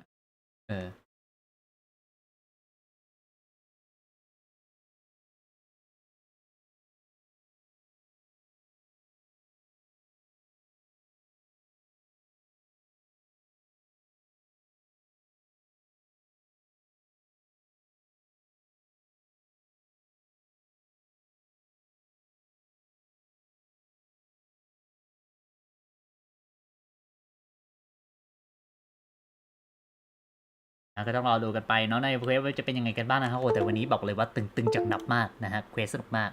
อยากให้คอลแลบกับแมคโดนัลด์มากกว่าไม่พูดไม่ได้ว่ะทุกคนอันนี้ผมก็แล้วแต่ที่ทางไทยดีลมาด้วยนะว่าไทยดีลกับอะไรมาทางฝั่งไทยเนาะผมก็พูดไม่ได้เต็มปากนะเข้าใจแต่ว่าทำไมถึงอยากให้ดีลแมคโดนัลด์เพราะว่า1แมคโดนัลด์มันมีสาขาเยอะเว้ยแต่ก็ต้องดูจำนวนว่าสาขาที่เขาจัดจำหน่ายมันมีกี่สาขาด้วยเพราะอย่างขนาดของถ้าให้ทุกสาขาหมดผมว่าแน่นอนของมันต้องล้นมันจะเกินงบที่เขาวางไว้ก็ต้องดูสาขาที่เขาจัดบ่อยๆด้วยจะดีกว่านะแน่นอนนะฮะถ้าจัดหลายสาขาแน่นอนเลยฮะห้างปรากฏการณ์ห้างแบบต่อแถว150คิวเหมือนทางที่คอลแลบกับแบร์เฮาส์ในตัวของเกนชินของสตาร์เรลที่เป็นคาเฟ่กับเบลดอันนั้นก็จะนั่นหน่อยแล้วคอลแลบกับร้านน้ำแบร์เฮาส์แล้ว2คอลแลบกับร้านอาหารอะไรนะโคโกโร่คัตสึกับอะไรนะจำชื่อไม่ได้เป็นร้านหมูทอดครับผม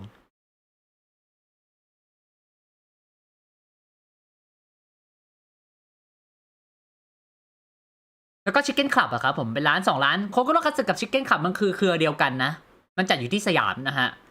อีเวนต์จะหมดถึงวันที่ในกรุงเทพมันจัดประเด็นคือมันจัดได้แค่กรุงเทพอีกเดือนนึงมันก็เลยเป็นเรื่องที่น่าเสียดายเนาะจัดแค่เฉพาะกรุงเทพถึงวันที่14 พฤศจิกายนนะทุกคนยังมีเวลาอีกประมาณสัปดาห์หนึ่งนะฮะร้านแถวสยามใช่ครับร้านแถวสยามถูกต้องครับก็ต้องก็ตอนนี้ไม่มีเวลาถึง10 กว่าวันเลยนะก็ใกล้แล้วแต่คนภาคญี่ปุ่นกับดูรันดาวเลยเหรอ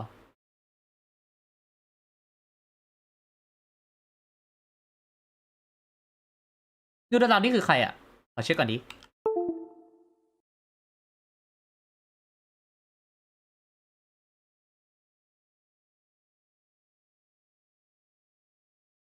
ดูรันดาวที่เหมือนคล้ายๆเซอร์วันในฮงไกสไตล์เร็วใช่ไหมดูรันดาวผมทองน้องผมทองผู้หญิงผมทองอ่ะแต่ผมจำชื่อไม่ได้แต่คนภาคเดียวกันนะฮะจับตัวสเกิร์ตต้องเราดูกันไปว่าจะเป็นยังไงกันบ้างเนาะทุกคน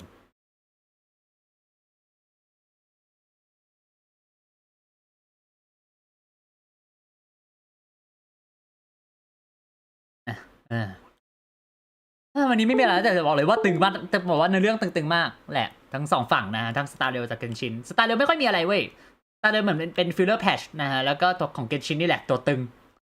4.2 เนื้อเรื่อง 4.2 ก็ล่อไปประมาณ5 ชั่วโมงอ่ะทุกคนก็เตรียมตัวรับสตาร์กรรมหนักๆเลยนะทุกคนถ้าใครที่ติดตามอยู่นะผมจะไล่สัก5 โมงเย็นแล้วกันนะวันนั้นจะไม่กินข้าววันนั้นจะกินข้าวเย็นก่อนล่วงหน้าเลยบอกเลยว่าจะตึงๆแน่นอน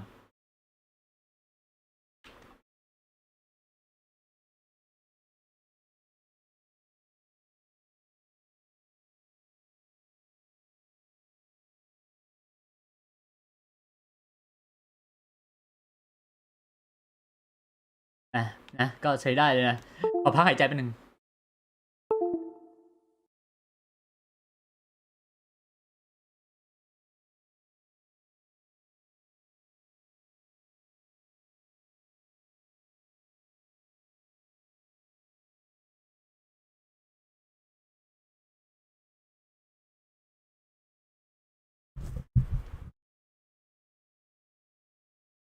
อันนี้คือพยากรณ์มันก็พยากรณ์ก็คือคนจะท่วมเหมือนเดิมนะทุกคน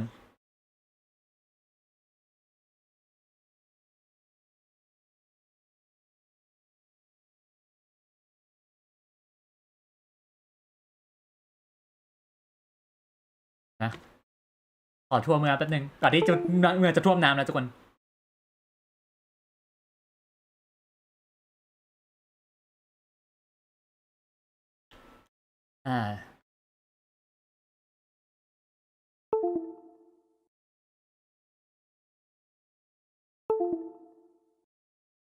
โอเคไม่น่ามีอะไรแล้วล่ะทุกคนวันนี้ก็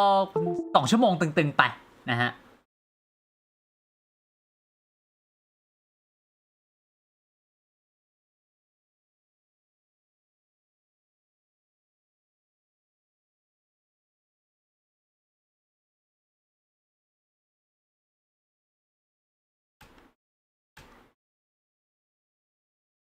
โอ้แต่เป็นเรื่องคือถ้าดูทีเซอร์ตึงๆไว้จะตึงๆมากเลยเนาะเดี๋ยวเรามาดูฟังทีเซอร์ญี่ปุ่นกันมาดีกว่ามาดูทีเซอร์กันดีกว่าทุกคนญี่ปุ่นก่อนที่เราจะไปกันนะผมฟังอังกฤษแล้วทุกคนเดี๋ยวเราไปดูของญี่ปุ่นกัน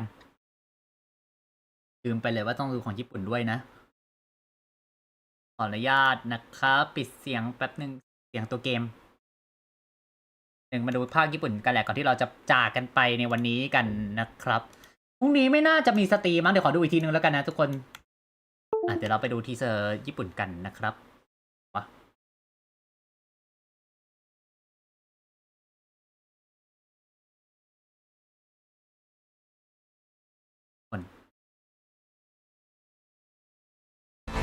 判決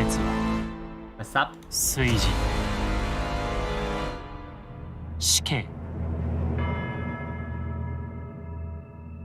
เปลี่ยนเป็นไทยแป๊บนึงนะ私も君も原始大会に問題があることははっきり分かっている道端に立っていた人水に触れた人水位が上昇するにつれฟังญี่ปุ่นกับเพราะผมเล่นเกมภาษาญี่ปุ่นเนี่ยเล่นเกมเป็นภาษาญี่ปุ่น神様ってเป็นคนภาค何でもできるんだよな今更言ってもせんないことだ心の奥底で納得できるかどうかは別として君はただ僕という神を信じれば。เพลงตึงมากเพลงมันมาก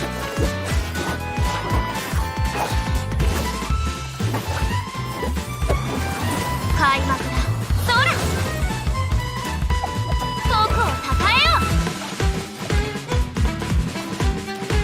歌え僕の名のもとに。記事のネタとかある？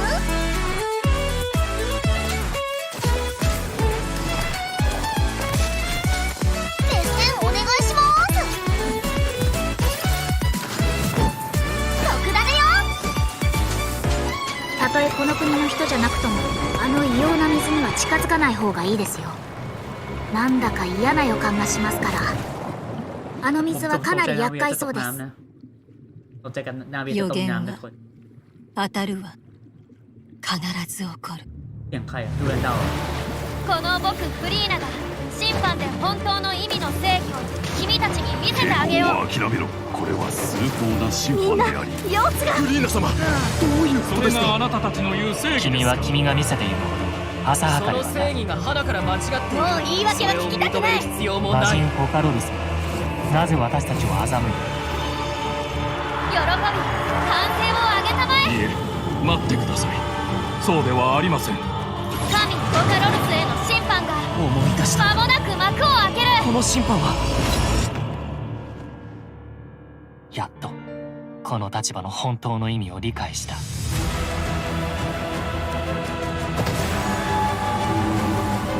ずるいな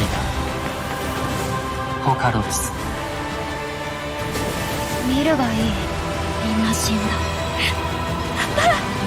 私は一体どうした。お前たちがずっと恐れていた予言はすでに上演真っ只中ということだ。もしかしたらそれこそが君の正義なのかもね。ある盛大な歌劇のような審判によって一切に終止符が打たれる。じゃあねヌビレット。500年に及ぶ君の役気に入ってくれると嬉しいな。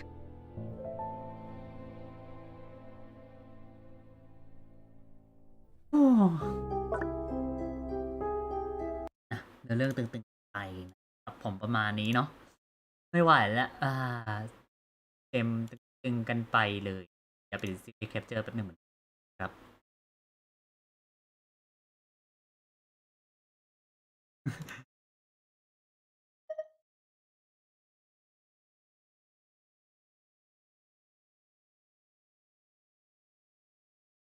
นั่นแหละนะทุกคนก็ประมาณนี้แล้วกันนะฮะสำหรับตัวอีเวนต์แพท1.5 แล้วก็ 4.2 ของ Star และ Genshin เนาะก็ถ้าใครรอไม่ไหวก็อดใจรอนิดนึงนะครับทุกคนก็อีกสักพักก็จะมาแล้วล่ะเนาะตึงแบบนี้ต้องต่อจอสกรีม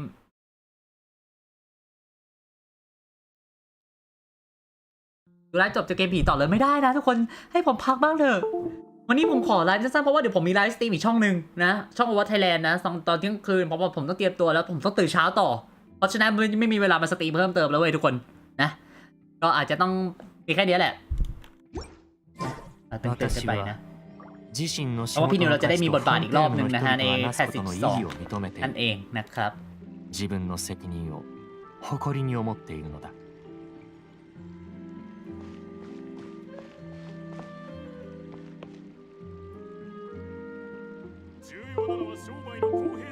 โอเคนะทุกคนวันนี้ไม่มีอะไรแล้วนะครับเควสก็วันนี้ก็ขออนุญาตจบไลฟ์เพียงเท่านี้แล้วกันนะฮะก็เตรียมตัวนะฮะใครที่สนใจเกนชินอีก3วันอีกประมาณ 3-4 วันเจอกันได้นะวันพุธจะฟาร์มของที่ฟูริน่าผมจะมาฟาร์มของฟูริน่าก่อนเสร็จแล้วก็จะค่อยไปเล่นเนื้อเรื่องตอนประมาณช่วง 5 โมงเย็นนะครับเพราะว่าถ้าฟาร์มของฟูริน่าบอกเลยว่ายาวมากนะเพราะว่าผมอาจจะต้องขโมยของโลกคนใดคนโลกหลายๆคนเลยนะฮะต้องขโมยโลกของหลายๆคนแน่นอนทุกคนเพราะว่าผมนั่นเองนะโอเคนะงั้นผมขออนุญาตลาพักกันเลยแล้วกันนะทุกคนไปแล้วต้องลาจากกันเท่านี้นะฮะขอบคุณทุกคนที่เข้ามาดูด้วยนะครับผมก็เตรียมตัวเจอกันในวันพุธเนาะสำหรับตัวเกนชินนะฮะในวันพุธเตรียมตัวกันได้เลยนะครับโอเค งั้นผมขออนุญาตไปแล้วขอบคุณทุกคนมากนะครับไปเจอกันใหม่ในไลฟ์หน้าแล้วกันผมไม่บอกว่าวันจันทร์หรือวันอังคารวันจันทร์หรือวันเสาร์เนาะเดี๋ยวดูอีกทีนึงแล้วกันนะโอเคไปแล้วบ๊ายบายเจอกันใหม่ข้างหน้านะครับแล้วก่อนขโมย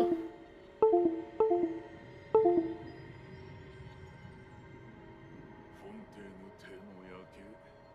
心が落ち着いた